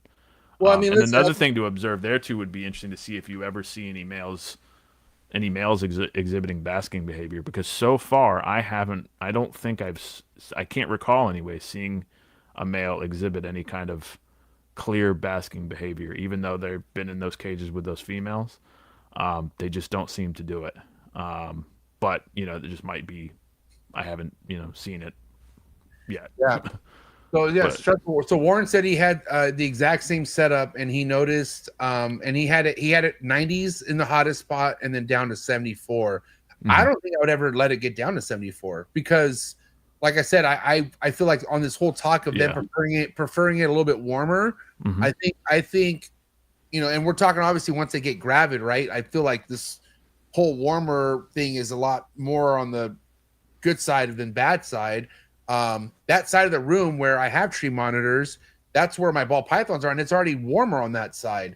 And that's another thing where I was kind of struggling, thinking like, okay, how am I going to get this to work? Because I told you the chondros for me, I want at least a 10-degree drop, like difference, you know. And when this girl was already gravid, I was like, well, fuck, like I'm gonna have to turn her panel on because I want it a lot cooler in the ambient. But then I'm like, dude, I don't want that panel on because, you know, she's just gonna be underneath it. And so I just I'm happy I got away with breeding chondros and emeralds on the same wall, but I feel like it's going to be a lot easier if they just had their own wall and their own side of the room where I could, you know, I don't have to fucking juggle two. You know what I'm saying? Yeah, there could be a pretty significant difference just within the one room, like you're saying. 2 different walls in the same room could be a lot different in terms of how it operates, and a lot of that has to do with the sunlight coming through the window affecting the wall. I would lose that though. That's the thing I would like, because they would be on the side where they're not going to get that sunlight and that natural. Which I will tell you, bro. Like I'm not also saying like, oh, that had to do, but man, the way I just saw the sun hitting, it just I love this wall. Like I like almost like keeping the emeralds here, but then again, I don't know, man. Like I could just admire an emerald more in a bigger enclosure. I feel like, but then again, is that going to fuck everything up breeding wise? Like, am I going to really like? You know, I don't know. Only one way to find out. Just try it and see how it goes. And if it goes to shit, then something's off. But I don't think it's going to be. I don't think it would be. I think as long as as long as you can keep it all dialed in right, which you know you should be able to, because you've already got those cages. I'm sorry. These are new cages that are just. Do you have them yet, or you've? Yeah. So they're all the ones that are set up. Okay, yeah. Yeah, they're all set up for tree monitors. You've already got them working, and you'll probably just make a few adjustments, you know, for the emeralds. But yeah, for sure. Well, I think you'll get there as long as you keep that humidity high enough and you keep them hydrated well. And as long as they can get away from that, you know, if you're giving them pretty high temperatures, I'd be super curious to see what they do. You know, if they use that, you know, the same duration as what you saw with the lower temperature, or my guess would be that they'll bask for shorter periods under that higher heat. But that's what I would do. I would literally give them. I would give them that like I would have to think about what I would want to do, because right now the bulbs are exposed, so I can't do the setup I have now because you have to make some bulbs. changes. So I either have to do a panel, which I know how to mimic the panel now at this point. Or I would have to put in some actual bulb type basking where I would have to get but then I would fuck guards and stuff. Yeah. I don't think that would work. I hate the guards. I don't like that shit. I really don't. It looks ugly too. So I don't know, man. Yeah, I would have to put some thought into it. I'm not in a rush. Like I don't have to pair emeralds for. I don't even know if I'm going to pair this year. Well, I have my hybrid girl from Tim. Oh yeah. Yeah, you were considering breeding her as well, right? I know you're not a fan, but she's already a hybrid. So what am I going to do? I can't just ignore her. I'm not a fan. I like the looks of them. In fact, I love the looks of some of the hybrids because I love that you know, the ones that in particular, I probably like the ones that other people like the least out of hybrids though, and I like the hybrids that tend to look like more of like a Peruvian basin or a Colombian one or something like that, where they've got that kind of particular pattern to them, but. Yeah, I mean, I'm not as hardcore against hybridization as say Ryan Young is, although I lean much more that way. And I still get a kick out of all the stuff, all the shit he talks still cracks me up. I don't think anyone's as hardcore as him, except Nick Mutton. Maybe Nick. Those two are about and totally. I 100% agree basically with everything they're saying. I guess my only difference is I'm just not as I just know people are going to do it no matter what. And so I just wish there was a way to get people to be more honest about it, but it's just not going to happen. So I was more of a Ryan Young type until I realized designers are hybrids and they're mutts. And I was like, oh, okay, I don't have an issue with it. Yeah. It's, I mean, it's as long as people will, you know, as long as hopefully we just keep things from going as bad as it went, like with what happened with carpet pythons. Like, Oh yeah, it's gonna happen. There's no doubt about that. And I'm not gonna sit here and tell people don't ever do it and everything. Yeah. But just try, if you're going to do it, try to take into consideration, like, do your best to keep track of maybe where the animals go, and so that if somebody in the future, because you can control what you can only control what you produce until you let it go. Once Yeah. you've let it go, it's I've learned that recently. Yeah. You once you let it go, people are going to do whatever they're going to do, and it's out of your hands at that point. So Yeah. but I think if the community at large starts taking the approach of like, don't go for that bullshit, like when people do try to say like, oh, this is a pure, it's a pure basin and it's clearly not, or it's a pure northern and it's clearly not, and there's the ability to trace that, call that shit out for what it is when people pull crap like that, and try to minimize it, in the future. 100%. Okay, before we get off the topic, should I pair Benny the Basin to this 50-50, or should I pair Nacho the pure Miss Willie? Backing me into a corner here. What's so she's 50-50, so you're getting 75-25. Marshall swears that if you were to put a northern to a 50-50, you're going to get crazier pattern versus doing 75-25 stuff. Basin 75, northern 25. So I'm very tempted. And one thing about Ryan Wolfson production that I named Nacho, it has that fucking just classic Miss Willie line pattern, that like the bolts. Yeah, like, it's a nice ass animal. I love that, and I love basins, right? But like when it comes to that pattern, like, dude, nothing beats that in my opinion. It's like fucking, and which is why I feel like northerns are just going to get more popular and popular and popular. Which we will talk about the stuff that you produced this year, which is fucking nuts. But yeah, I don't know. I think I'm leaning on northern, pairing the Miss Willie to the 50-50. I think so.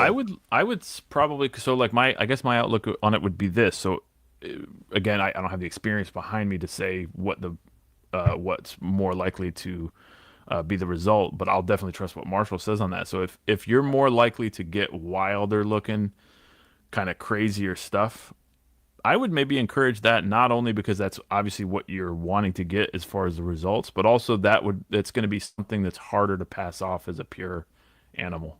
Yeah, I mean, I don't want no questions that it's fucking like what you're looking at, like this. Yeah, because I've seen some of those, and some of the, I mean, some of the stuff is amazing looking, and that's why I try not to knock it too much, even though it's not necessarily what I'm pursuing. I just more so try to just get people to try to be as honest with that as possible, and try to kind of encourage the community at large to not tolerate the bullshitting and misrepresentation as much as possible. Yeah. But also, I always try to push people, like, you don't have to be exclusively one or the other. If you really like the crazy wild looking designer shit in chondros or in emeralds, yeah, you can still, or at least try to have appreciation for the wild animals as well. Yeah. I like genuinely like, there's plenty of northern wild looking northerns that they don't have the wow factor, a universal wow factor of like a bright white super clean animal that almost anybody's going to be able to appreciate. But I still try to maintain that love and appreciation for, like, this animal evolved to live in its environment in such a perfect way, and this is just a really beautiful thing. And if we can maintain as much of that as possible, I think that's a good thing. Yeah. Yeah, if any of this rambling makes any sense. No, it does. Totally makes sense. All right. Well, I guess stand by, TBD. Let's see what happens. But that's my vote on that as far as that goes. Let's kind of get into put Nacho in there. Let's yeah, for sure. So you currently have how many babies right now that you've held back and still are taking care of at this point? Fuck. I don't remember how many I have on hand now, because I have been letting some go. Since I started producing them a few years ago, I've produced 67, but wow. I haven't held every single one of those back. And there's a couple that didn't make it that were like underdeveloped from, bad litter in November 2023. That was like three really underdeveloped bad babies that, yeah, 2 of them didn't make it and one of them still hanging on, but probably won't make it over time. So on hand, I don't remember exactly how many I've sold off at the moment, but still plenty of them. I'm still ridiculous with wanting to keep every single one of them, but I've been getting better about realizing they've got to go because I can't keep every single one of them, especially if I produce more. This is totally stupid. So last year I produced 37 Wow, from 3 litters. dude, what? So I was super thrilled. I had the 3 pairings, all 3 went, and all 3 were solid S litters. One was perfect Oh my god. of either 12 or 13. I can't remember which one offhand. She didn't have any slugs or anything. And then the other 2 had pretty close to perfect, but there was like 2 or 3 slugs. Wow. But it was I think it was 12. It was either 12, 12 and 13 or 12, 13 and 13, something like that. So okay, I got to ask you, like, what are the, like, I'm sure you're doing your time thinking hard, looking at the ones that you would consider letting go, and I'm assuming the more textbook looking emeralds are the ones that you're feeling good about letting go, or like how are you delegating, especially the Anaconda ones, because you're just like, you don't. Those really, are the hardest right now Yeah, I was because gonna say, everybody wants to get them, and they're really variable, and it's and I've got a shitload of them, and so it gets really hard. It's because I genuinely want to keep all of them, and I can't, and I know it, but my brain's doing this thing where it's trying to go, well, maybe I can keep them all, and it's just total horseshit. But it's making it very difficult to pick because it's like, all right, well.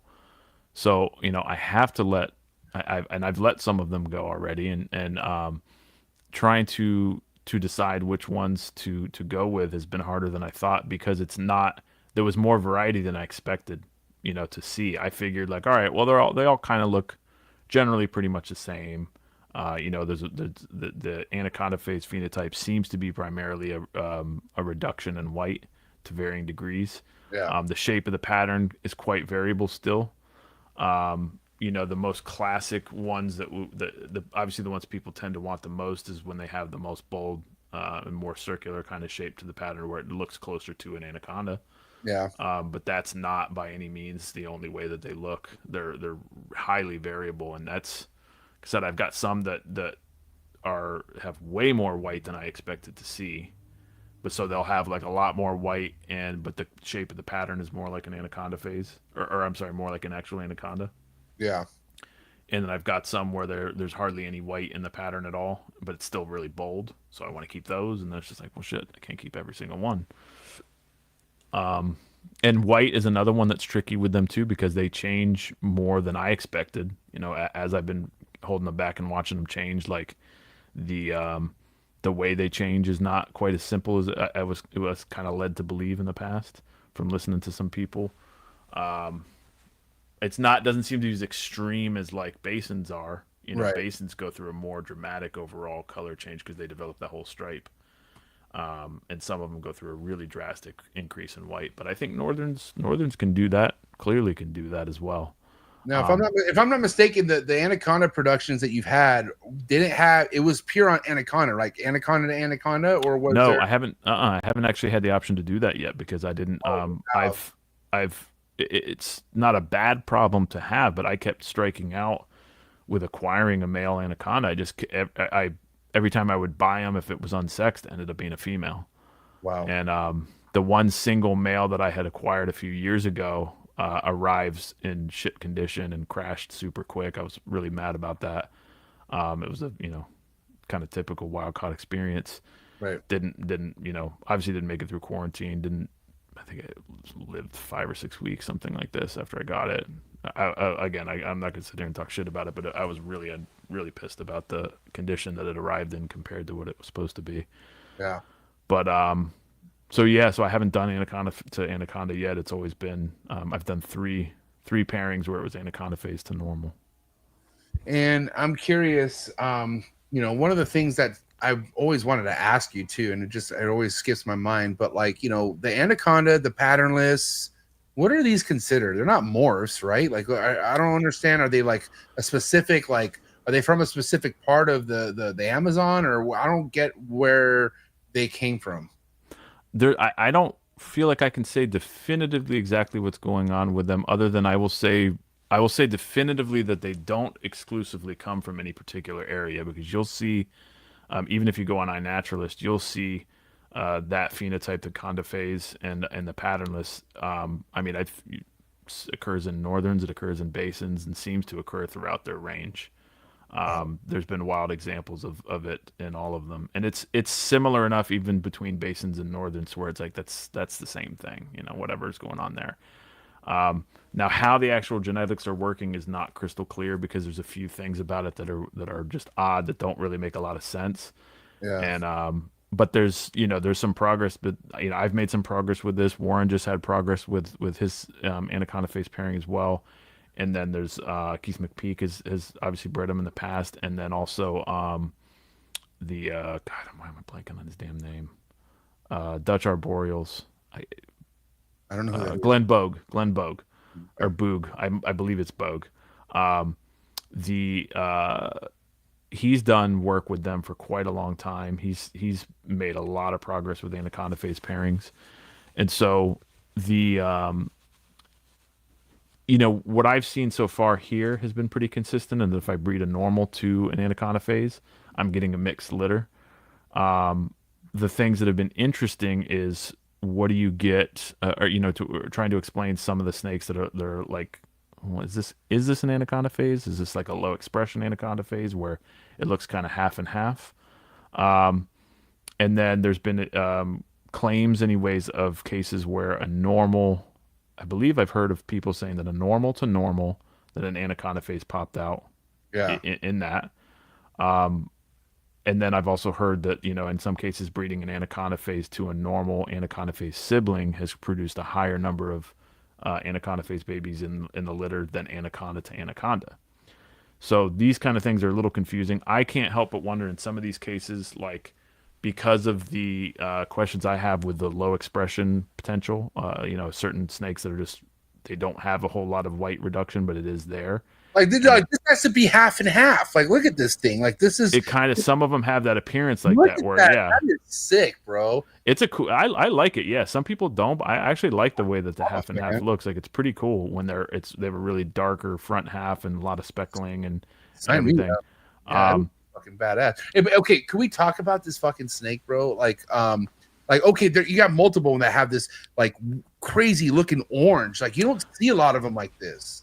Yeah, I can show you that one. Actually. Oh yeah, let's do it. Fuck yeah, fuck the. So yeah, look at it. Yeah, give me a second here. All right, came correct. We're ready. Yeah, I have that one ready.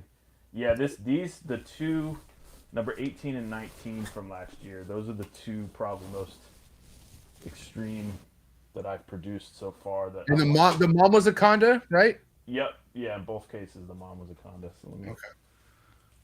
So this was from female Big Dottie. Hopefully now you could see it's already getting more of the greenish tinge to it as it's changing. Let me turn it this way. Actually, you can see the face. It's coming out really well, by the way. Yeah, it's so awesome. I love this one. This one is obviously not leaving. Wow, dude. And that was one of the orange ones we just looked at. Now it's it's just starting. Yeah, the part of it's the lighting is kind of weird. Like, it's more orange than it looks in this because of the way the lighting's affecting it. But it's quickly starting to change green. So I'll maybe get one more photo opportunity. I should probably take it out tomorrow, honestly, and get some pictures while it's still kind of orangish, because it's changing pretty quick. That's incredible. But this one is, yeah. I mean, I hate saying stuff like this because I don't want it to sound like, oh, I'm trying to brag, but that's got to be one of the best, if not the best I've seen as far as a captive produced baby. I ain't never seen anything like that in my entire life. Yeah, they're pretty, and there's two of them that look just like that. Are they sexed yet or no? Yeah, and it's a female and male, if I remember correctly. Let me double check. Damn, bro. Yeah, the one I just showed you is a male, and then let me get that female. Dude, that thing is nuts. That's the saying, like, there's the price. Oh yeah, pride out my cold dinner. Let me so now I'll show you like a different. This one still has a really bold pattern, but this is the green. This is a sibling, right? The same color. Same litter, but yeah, green neonate. Hang on here, if we can. That was a lot more green. Like, but it's like This was born green. Yeah, this one's born. This was born green. But no, but you had 2 orange ones, I thought. Mm-hmm. Yeah, So- I had. There was 2. There was. I'm trying to remember offhand. So there was 2. Oh, this isn't really showing up on the camera. Sorry, I feel stupid with this. Back this up a little bit. Yeah, that looks, See, this one has that really bold pattern as well. I love it. But there's no northern pattern on it. Like normal. That's all Anaconda on there. Yeah, this is this would be like what you would. This would be more of like the. Again, I feel silly with some of this terminology. I'm just kind of making up stupid shit off my head here. It's like a full Anaconda phase as far as like the way the pattern looks, and that the white is reduced throughout the entire body, and pretty significantly. And then that one has the pretty bold, oval shaped pattern as well. Yeah. But some of them, that one it's not going to really show up on camera here because it's just not going to focus well and have enough high definition. But they have like white tipping on that pattern to a varying degree. So some of them it's so faint that you really can't see that there's white on there, and then others it's like pretty frosted. And that was what was surprising about the litters, is that I had a couple come out where I was like, what is this exactly? Like it's got that shape, that kind of more oval shape, but it's got a lot of frosted tips on the scales to where it's like, well, it was still quite a lot of white, and it increases. And there's a oh gosh, I'm so bad with names sometimes. There's somebody on the forum that has a wild caught one that looks has the same look to it, like the couple of the babies that I had born, too, where it's got like a lot of white, and it's a really cool look. And it was a wild caught one. I think was maybe 1 or 2 years old. I think it was Ash is their name, if I remember correctly. But anyways, there's a lot of. I'm rambling here a bit, but there's a lot of variety in how they look. I've got another one I could show here. Cool. And how are you having to label these things? Like, if let's say you did have to put them up for sale, like how would you label them? I just represent them as honestly as I can, which is, these are obviously they're Anaconda phase, and I try to explain to anybody who's acquired them that this is I give them basically my best understanding of it up to this point. That like I can't guarantee you exactly how the genetics of this is working because I just can't say that like as a definitive 100% thing. So this is what I've seen. This is what I'm aware of from talking with other people about it. So I just go that way.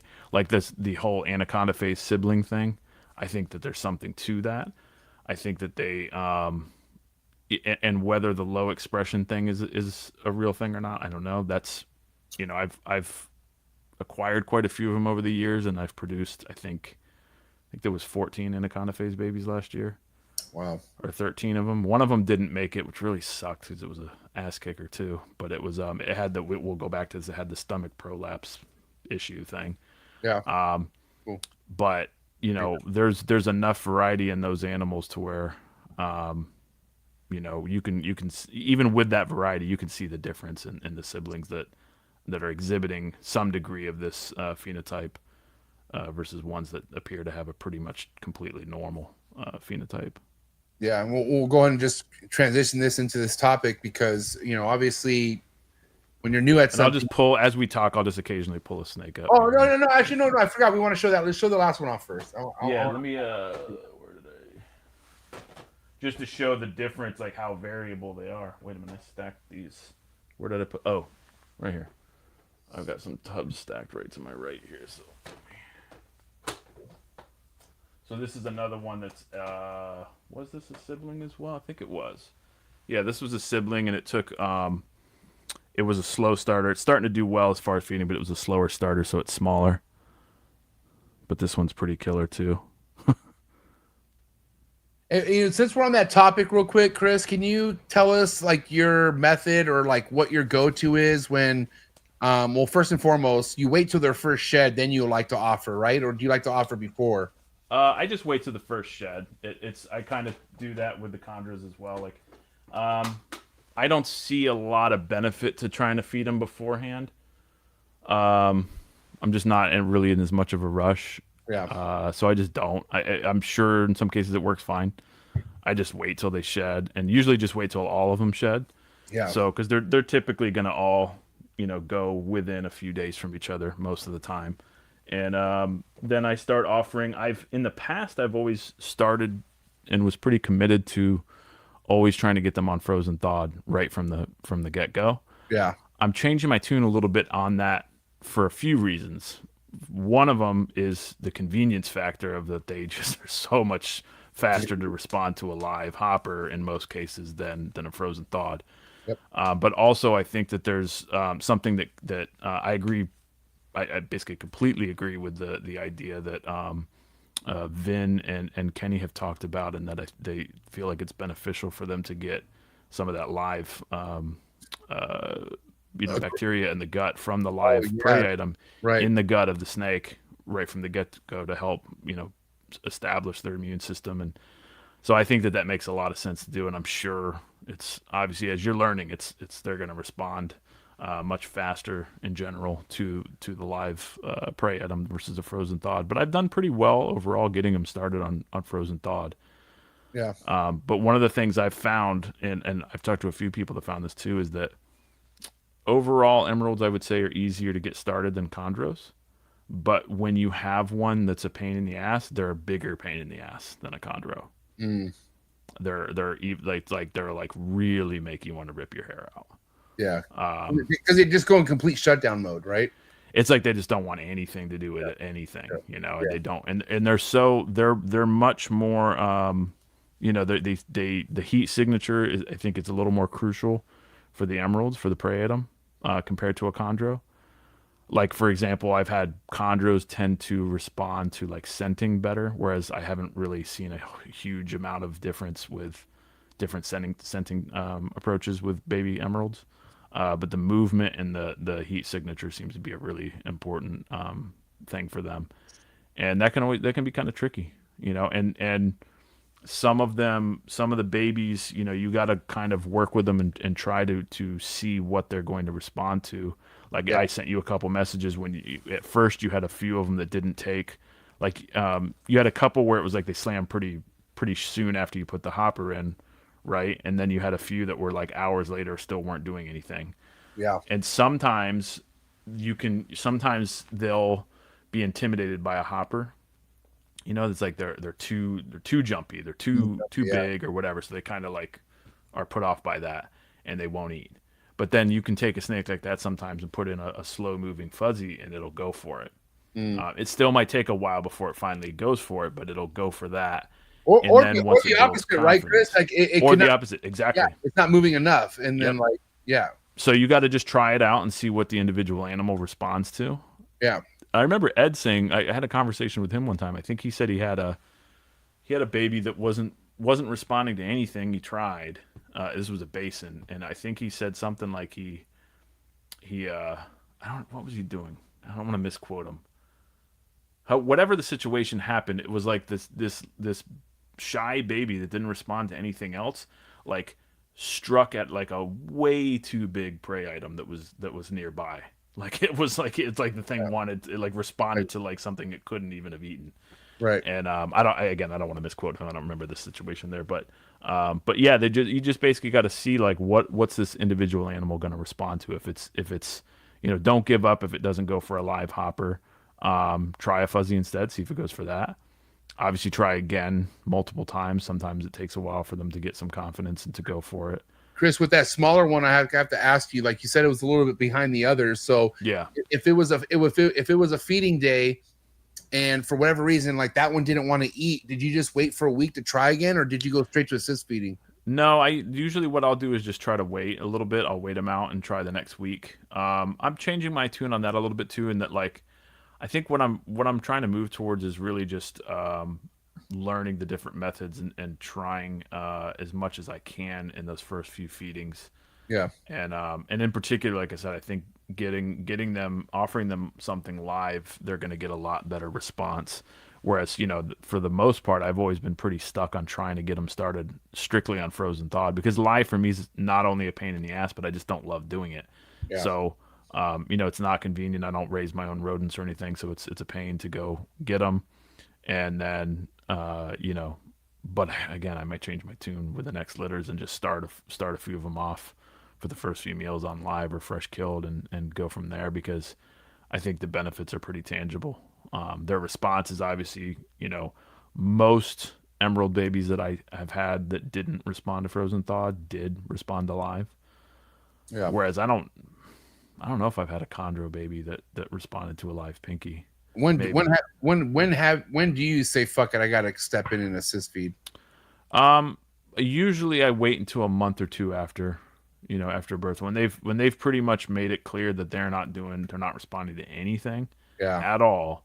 Then that's when I'll step in and start assist feeding. But I really don't like to do it, and I want to move away from it wherever possible, and try to just improve, basically sharpen my skills, and try more of the different stuff. So one thing that's helped with some of them is also, when offering frozen thawed, at least, some of them seem to respond better to striking down at a prey item. Versus up. Yeah, they're some of them, the really bold, confident ones, they'll take whatever, pretty much however you offer it. They don't really care. They're ready to rock and roll. Those are the ones that you're like immediately like, yes, you're a favorite. You're an immediate favorite. And then the ones that are in between, they still generally respond better if you're coming at them from underneath them. And then some of them are too intimidated by you coming from above them. They just don't respond well at all. Yeah. And I've had it where I've had runners. I had one recently that I just got to take that didn't eat for somebody else, and it responded well. I basically chased. It was like, shy runner type, and had never fed, and for that person, and so I ended up getting it to eat by basically kind of teasing and chasing this snake for a good 5-10 minutes on the perch, letting it continuously crawl away, and then tease a little bit more. And I've seen this behavior with them before with some of the shy ones, where it's like you kind of see a little bit of a mental switch where they're intimidated, they're shy, they're running from you, but you kind of try to walk that line of irritating them and kind of pushing them a little bit, but not enough to where you get them to shut off and they're just scared and they're freaked out and they're not going to do anything. So you kind of toe that line for a while, and then at some point, if you're lucky, that snake whips around and kind of gives you this look like, all right, I'm ready now. Like you pushed me to that point to where now I'm ready to fuck up whatever you're doing. And then I've seen ones go like that where they're super shy, didn't respond to anything, and then finally whip around and nail that frozen thawed prey at them. Yeah. I mean, they could even get to that behavior as adults. Like if they're getting moved from collection to collection, like they'll shut down. Yeah, that's a mental thing with them. It's you'll see that. Yeah, you've had that. Everybody's heard of that and probably experienced it at certain times with their animals, where some of them, a stressful event may cause them to shut down completely, and then they just kind of get in this head state where it's like they're on standby mode. Like it's like they're not doing shit. And with the babies, I think some of them are kind of born in that standby mode where it's like they don't ever really gain that confidence, or it takes a while to get them there. And that's something by no means do I understand what all creates that state of mind for them, or how to flip it. But that's something I'm really working hard on, is trying to understand it and learn how to flip it as quickly as possible so that they can start thriving. Because you'll see it, some of them that switch flips, and then it's like, then they're a little ass kicker, and a week ago you were thinking this one's done, this one's not going to ever eat, and you're ready to practically give up on it. And so it's still very much a learning process. There's lots to still figure out and lots to work. And I'm definitely not sewing up this experience with this litter as like, oh shit, it's going to be a walk in the park with all of them. I already know it's all going to be different. But man, I mean, even with chondros, bro, like even the one clutch I had success with last year, there were fucking snakes that like didn't want nothing to do with anything except at like 2-3 in the morning. Like I would come down like early in the morning just because I couldn't sleep and I'm all thinking about getting them to eat. And I opened up the tub and they went from being shy to like ready to fuck me up. And I'm like, oh wow, and I know Warren just said something about like, like none of them want to eat at night, but they'll consider eating at 6 a.m. And so it's yet another tool to try. That's what I mean by that. Like you got to try to figure out what that individual, the shy ones, they're more sensitive. They seem to be very particular. I always have said it's like, it seems like some of these babies come out rigidly programmed in terms of like how they're going to respond to food. Like they don't want anything to do with food unless you offer it at this little short window during the day. And until you figure out whether they want it during the day or at night, in the morning or whatever, Yeah. you know, you're going to be banging your head against the wall. Whereas other ones seem like they're ready to rock. They don't, like I said, they don't care. They're just whatever you, as soon as you give them something to eat, they're going for it. Yeah. And I think with the ones that are more rigid in their response, they still have the potential to be healthy, strong animals and eventually come around and gain confidence to where they'll eat like any others. I've definitely had some that turned around like that, where it's like you would never know that snake was a pain in the ass. Yeah.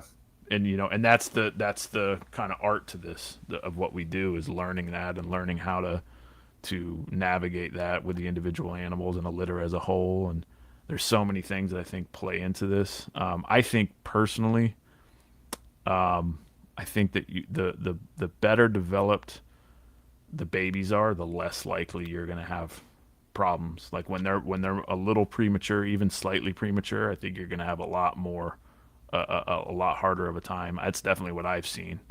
Where like you have a litter where like maybe a couple of the babies are pretty damn underdeveloped and don't make it. Well, then the ones that did are probably still not really fully cooked, so to speak, and that might be a pain in the ass. And there's got to be a point in time where we chalk it up to where like this thing just isn't meant to be here. Like it's just like in the wild, there's not 100% success rate. Yeah, like the things in the wild either, and I'm sure, you know. Yeah, and that's one of the things. Like much like the feeding, we understandably struggle with this stuff as keepers. Like I've heard plenty of times people talk about like, oh man, especially it's like if they're breeding a snake, like it's like, oh, you know, the snake didn't eat for 2 months and it was like so hard on me. And it's just like, it's hard on us because we don't think like that, but the snake's totally fine. You know what I mean? The snake's 100% fine. And in fact, a lot of us, we don't realize it, or in the past, it's getting better over time. Like we didn't realize that like we're inadvertently shortening their lives by feeding them too often and too much. We don't give them a break. We don't let them, you know, have that break that nature gives them that actually lets them heal, let their bodies operate like they should. And so as we progress as keepers, I think learning those things and learning, it's always just for us, it's like you as the keeper, you just have to basically learn to let go of your bullshit. Like that's most of what it is. It's like there's nothing really to even do half the time. It's a mental thing of learning to be like, I'm looking at the snake and it's perfectly fine. It's not rapidly losing weight. It's not doing any odd behavior. Like it's fine if I'm looking and observing its real behavior. It's just in my head, like I'm obsessive thinking it must need to eat right now. It must need this. It must need that. And a lot of times with these animals, we got to remember sometimes that just leaving them be is extremely beneficial for them. Like you said, them just do their thing. That only comes with experience, dude. Like that's why it comes with time and experience, and you learn that stuff, you know, as you go. I love the excitement. I was definitely one of those people coming in. I want to learn everything as quick as I can, but there's just certain things you can't rush. And like, no matter who your mentors are, nothing's going to teach you like the actual experience. Like until it's happening in front of your face. Like who the fuck thought day 106 I was going to litter? Nobody told me this. Nobody. I wouldn't have thought so. Oh yeah. That's. I don't think I've heard of an earlier emerald. I mean, that's the shortest I can remember anybody having one that I've heard of. I think Ryan or Ed told me it was like 100 or something like that. Okay, yeah, pretty fucking damn close. You know what I mean? Yeah, and so whereas I've had on the complete opposite end of that spectrum. I've had 2 different females go 166 days post ovulation shed, which was basically about 100. You know, you're figuring that's close to 190 days actual since the ovulation swell. So and still healthy litters in both cases. So there's quite a variety there, and I think it's down to a bunch of different factors. The heat is obviously a big one.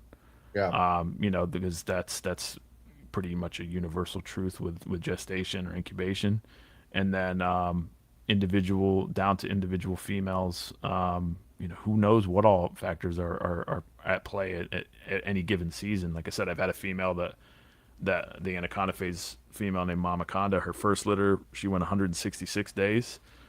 And of course, I was thinking the worst, expecting the worst. And she had 9 healthy babies and 2 slugs.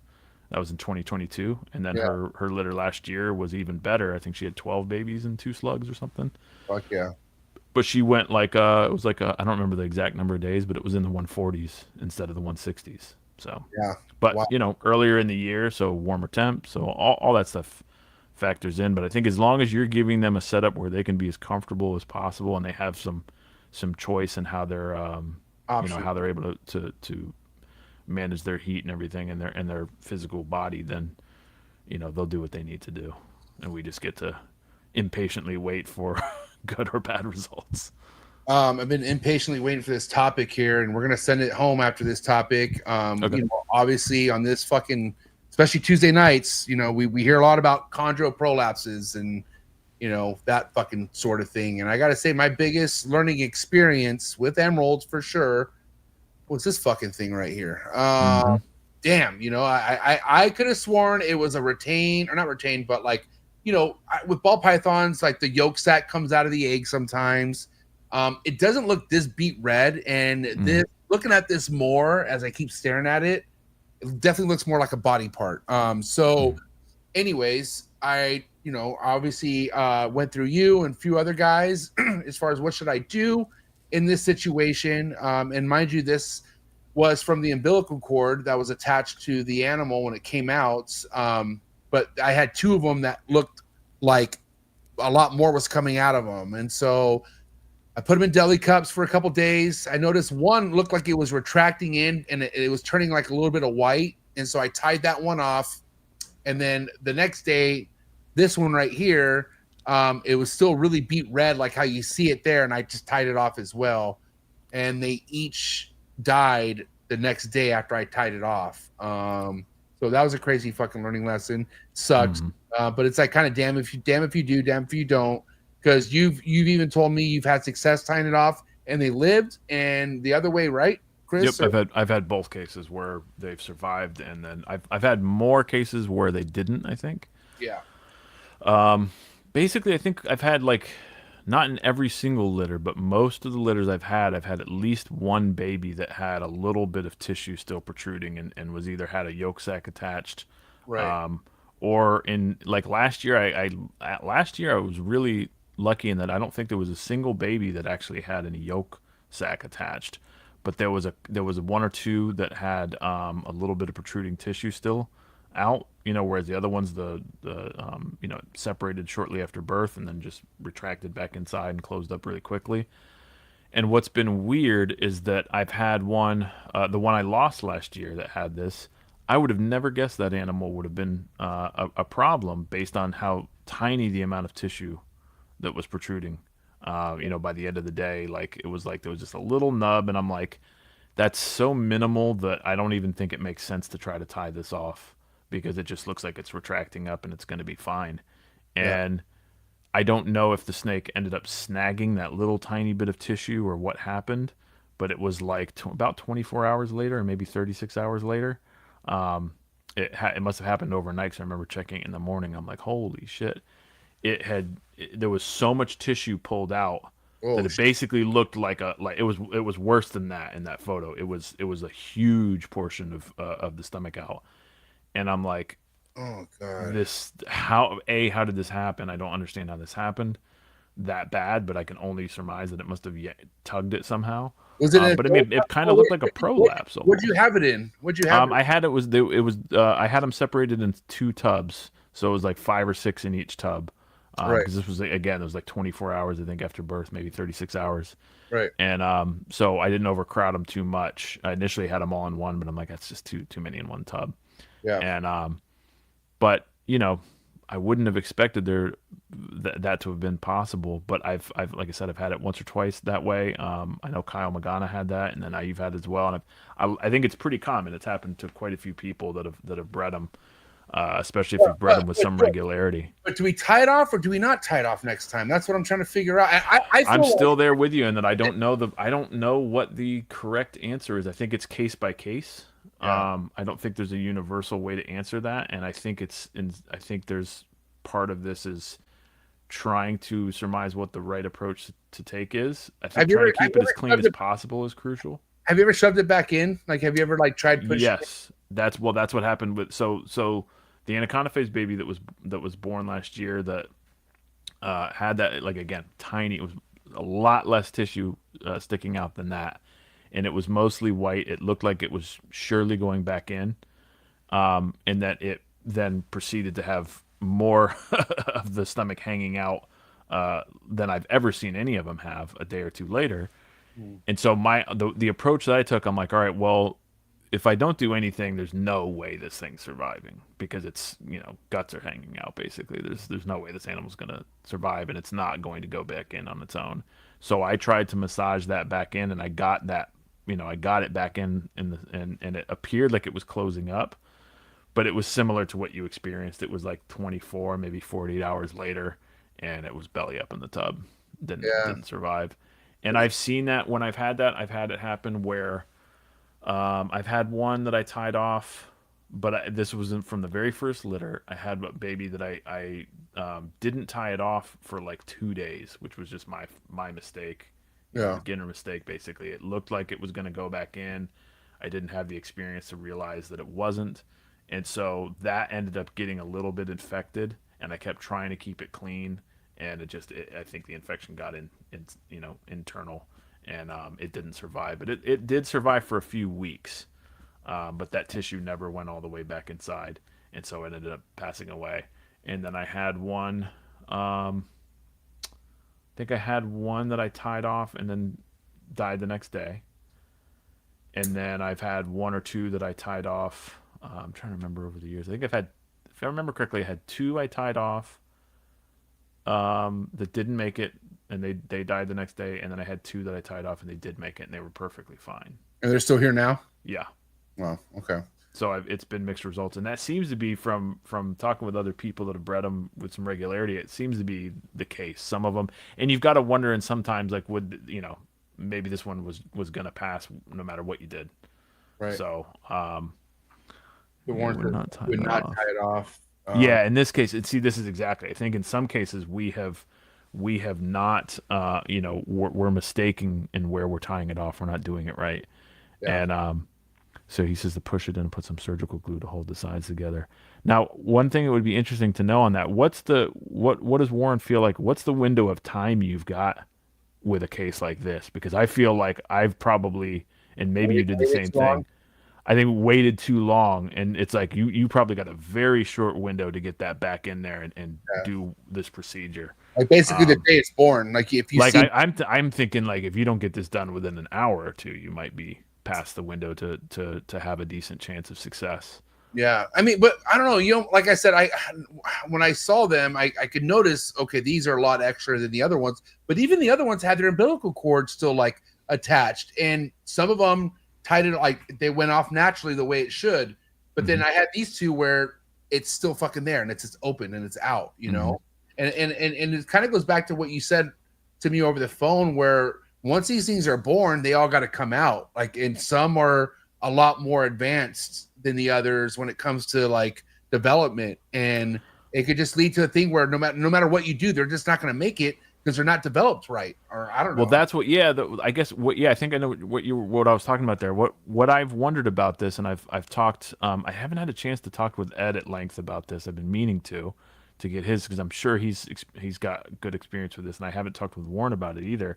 I talked with Kyle a little bit about it, and I talked with you about it, just to kind of share ideas on it. And what I've wondered with this is, like, is that a birth defect, or is that like a slightly underdeveloped animal, or is it just something physical? Because I've definitely seen it where it's like, I've witnessed the majority. I think there's only one litter I've had born where I didn't actually watch the birth happen. I see Warren put there within an hour or two. Yeah, that makes sense. That's the thing I think where probably all of us have made the mistake, where it's like, you've got a really short window to take care of this, and if you don't, then it's exponentially the chances of the survival of that animal are go down. But to try to get back on track, what I was saying is, what I'm curious about is that a birth defect, like a genetic birth defect? Is it just that one is not quite fully developed, or just had some kind of problem during development, so that's why they don't, there's this protruding tissue? Because they're definitely, like, you see it right from birth, where there's a lot of extra tissue that's pushed out as soon as they're coming out. You know what I mean? So it's not necessarily. I used to think that it was probably most of the time that they were snagging it on something, but I've definitely seen it to where it's like that was there from exit.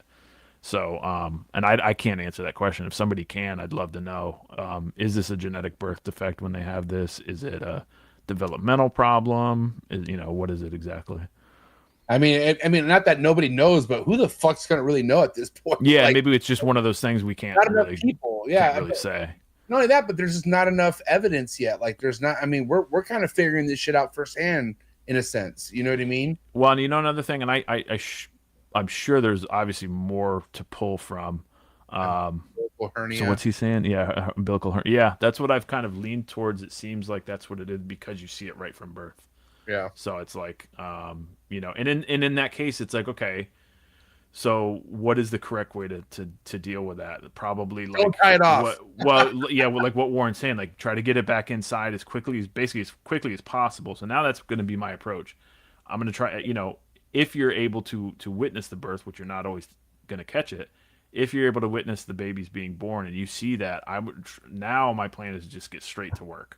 Like within a few minutes, if I see that in a baby, like I'm going to start working on that right away so that I can try to get it taken care of and hopefully, give it a chance of survival. But I'm sure, but I've now, through the mistakes I've made and just the luck of the draw, so to speak, the randomness of life, I'm not going to get too down on myself if I try to do the right thing and it still doesn't survive, because as long as I put in my best effort to do what seems to be right, that's all you can do. And if some of them are not going to make it no matter what you do, and that's just an unfortunate, shitty part of working with animals. I'm already looking at surgical glue. It kind of looks like a tampon. I'm not gonna lie, but yeah, I'm about to be on deck. I just want to be ready for it. Yeah, just to be ready for it. No, that's what I mean. That's definitely something where, like I said, there's probably a couple cases of those babies I had that didn't make it. That maybe I can't help but wonder if I had intervened sooner. Yeah. Well, day by day, it's all learning. As long as you're doing your best to try to do what's right, then you literally can't do anything more than that. So this is one of many episodes on this saga of breeding northern emerald treeboas. We got to bring. I think we definitely need Warren back on here on the next episode. Ryan Wilson was in the chats, but the guy has denied coming back to Trap Talk the last 4.5 times I've asked him. So Ryan, you already know where I live, and you have my number. And you're coming to Trap Fest whenever you're ready, buddy. We would love to have you on Trap Talk again. Ryan Willison. God damn it. Some of these guys are so hard. It's like, dude, just come on the show again. What's wrong? Like, fuck, dude. It's just me. Well, I get it. I mean, I have made quite a few appearances. I generally always agree when I've been invited. Have I turned any down? I don't think I have. Not Trap Talk, at least. I don't know. No. And you, thank you, but you always come through on Steven's Wednesday nights as well. So. Yeah. Very. Wait, hold up, guys. I need feedback in the chats. Who thinks Chris needs his own fucking segment on Trap Talk Reptile Network? Because I sure do. And I've been trying to sign this. I think people get sick of my ass if I was too regular. I'm sure people are already sick of me. Bro, people want to hear as often as I have. People, there's so much phoniness in the podcasting world right now, like wannabe fuckers with no experience speaking out of their ass, where we need people like you to come. There's enough of that. There's a lot of fucking $3 bills out there. You know what I'm saying? But no, dude, listen, I love having you come on anytime I can. And again, I appreciate all your help, dude. Like you don't have to give the advice that you give, Chris, and you have spent a lot of time with me over the phone and through via message. And I know you do that for a lot of people. So I just want to say thank you for all your time and your commitment to the hobby, bro. I appreciate it. I'm just trying to although I didn't really have any direct mentorship, I've benefited, quite a lot from talks that people like Ed and Warren and Ryan and everybody have given, in both in, podcasts and on posts on Facebook and shit like that. So I try to do my part to help out as well. If it's something if I have experience with and I can, feel like I can give you something that's useful. If it's something I don't really know anything about, then I'll usually just try to tell people like, I'm useless when it comes to that question. I don't know what to tell you. Dude. Okay, and this is just an idea, but one thing I don't have dedicated on this network once a week or at least once whatever is something to the boa constrictors or to boas. And Boas is like, that's been your whole fucking career of keeping snakes, is like boas and the people you know. And like, here's the thing about you, Chris, like you're tapped in to like a deeper world of OG keepers that a lot of people don't understand, because you don't look like you're that old. I'm not calling you old, but you've been around the block for a while, bro. Mm-hmm. I mean, Barry Swoop's your homie, and Barry Swoop is the OG. So yeah, just say, I think you can bring a lot of. I got my, we started off together. See, he started before me as far as keeping, but underground, right? Was it underground that you guys worked at, or what? Where? What? No, we worked at a wholesaler in Central Florida years and years ago. Not in South. Yeah, South Florida is a different ball game, but not that dissimilar. But yeah. So right. yeah, I mean, we grew up together, and it's crazy thinking, how long this is. It starts making you feel old. It's like shit. This was 30 years ago. Dude, over 30 years ago. That's why you need a nice, safe place to reminisce and bring up stories and like get Eugene on. Like, dude, an episode with you and Eugene. Y'all are gonna drag me into this fight. Day by day, player. No, seriously though, I appreciate it, Chris. Instagram is the best place to follow you, right? Yeah. Are you ever gonna change your name from Spirit Snake to Wikiva Herpetoculture? Wikiva Herpetoculture. Yeah, I will at some point. It's what's kind of a weird thing, because I don't like. I'm a little hesitant to change it. I don't really love the name Snake Spirit. It was just something I came up with like on a whim, based on like the kind of getting inspired from my friend that passed away, and I got his chondro, and then started like, it was kind of like his spirit kind of influenced me to get back into keeping and everything. Yeah. And so I just needed some kind of a name for the account when I decided to do an Instagram account years back. And I planned on changing it. It's like the classic thing where it's like you kind of fuck up. It's like I planned on changing it as soon as I came up with something better, was lazy about it, never did. And now it's like, now I feel like, well, if I change it, is that going to negatively impact the account? I don't know. Maybe it won't have any difference, but I've obviously been lazy when it comes to changing it. So at some point it'll occur. All right. Well, I'll put the link to his Instagram in the description below. I highly suggest you guys follow him, and we'll see him back. He'll be returning to Trap Circus one day. But do me a favor, give it up. It's a wrap for Coach Rice, ladies and gentlemen. Thank y'all. Thanks for coming out and listening to me ramble and run my mouth. All right, man. Thank you so much, Chris. Have a good night. We'll be talking soon. All right. Yep. Peace. Great episode, man. Gotta love, just gaining knowledge, and it's one thing I love about Thursday nights, just nonstop learning. And I gotta give my flowers to Coach Rice, and also the other keepers who've been there for me. And that's what it's all about, man. Finding people who want to help you out and pass down information. It's a lot more common in these days than it was back in the day. I'm pretty sure Chris would agree that he comes from an era where information was goddamn nearly impossible to get. He even said he didn't really have much of a mentor. Like he had Ed and Warren talk to people over the phone, but a lot of the shit he found out, he had to find out firsthand. And we're nowadays in 2025, dude, we got it made. Like, you have Trap Talk, which gives you nonstop fucking great information, right? But then you have all these people to share their experience with you to kind of help you guide your way through like the stormy days. Like, I don't know.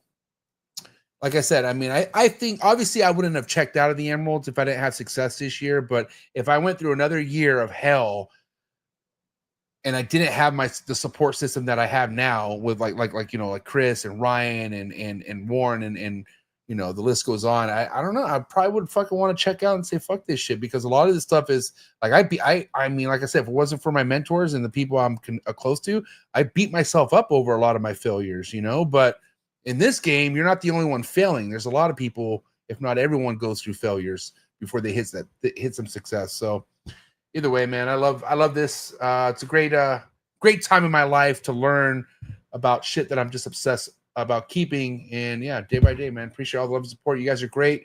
Great Thursday night. And again, if you are looking for exclusive content, you want to get more out of what you see, if you want to simply just support what I have going on, come join the Trap Talk Patreon family. Do that by clicking the very first link in the description below. Connect to the Discord and connect to the Instagram group chat. Shout out to all my trappers. You guys are my heart, man. What a great night. Seriously, solid night. Shout out to the sponsors. For guys, go check them out, and yeah, I'll catch you guys here next week. One of the biggest growths we have in the reptile industry today are the rare species of reptiles that aren't worked with. That's right. That's why I went ahead and partnered up again with Brian Susan over at SUNDOWN Reptiles. Brian works with species such as kahua geckos, gargoyle geckos, all species of tree monitors. He works with abronia and many other cool species geckos that you can check out all on his website. Head over to sundownreptiles.com, see what he has available. Brian's one of the best doing it in the reptile industry today. He's been on the show multiple times, so make sure you check out all of Brian Susan's episodes on Trap Talk Reptile Network. But more importantly, for the highest quality of captive bred reptiles, make sure you head over to sundownreptiles.com and make sure you give him a follow on Instagram. Thank you again, Brian Susan over at SUNDOWN Reptiles. One of the things I love about being a part of the reptile industry is all the learning, okay? Learning can be fun, and I can prove that to you.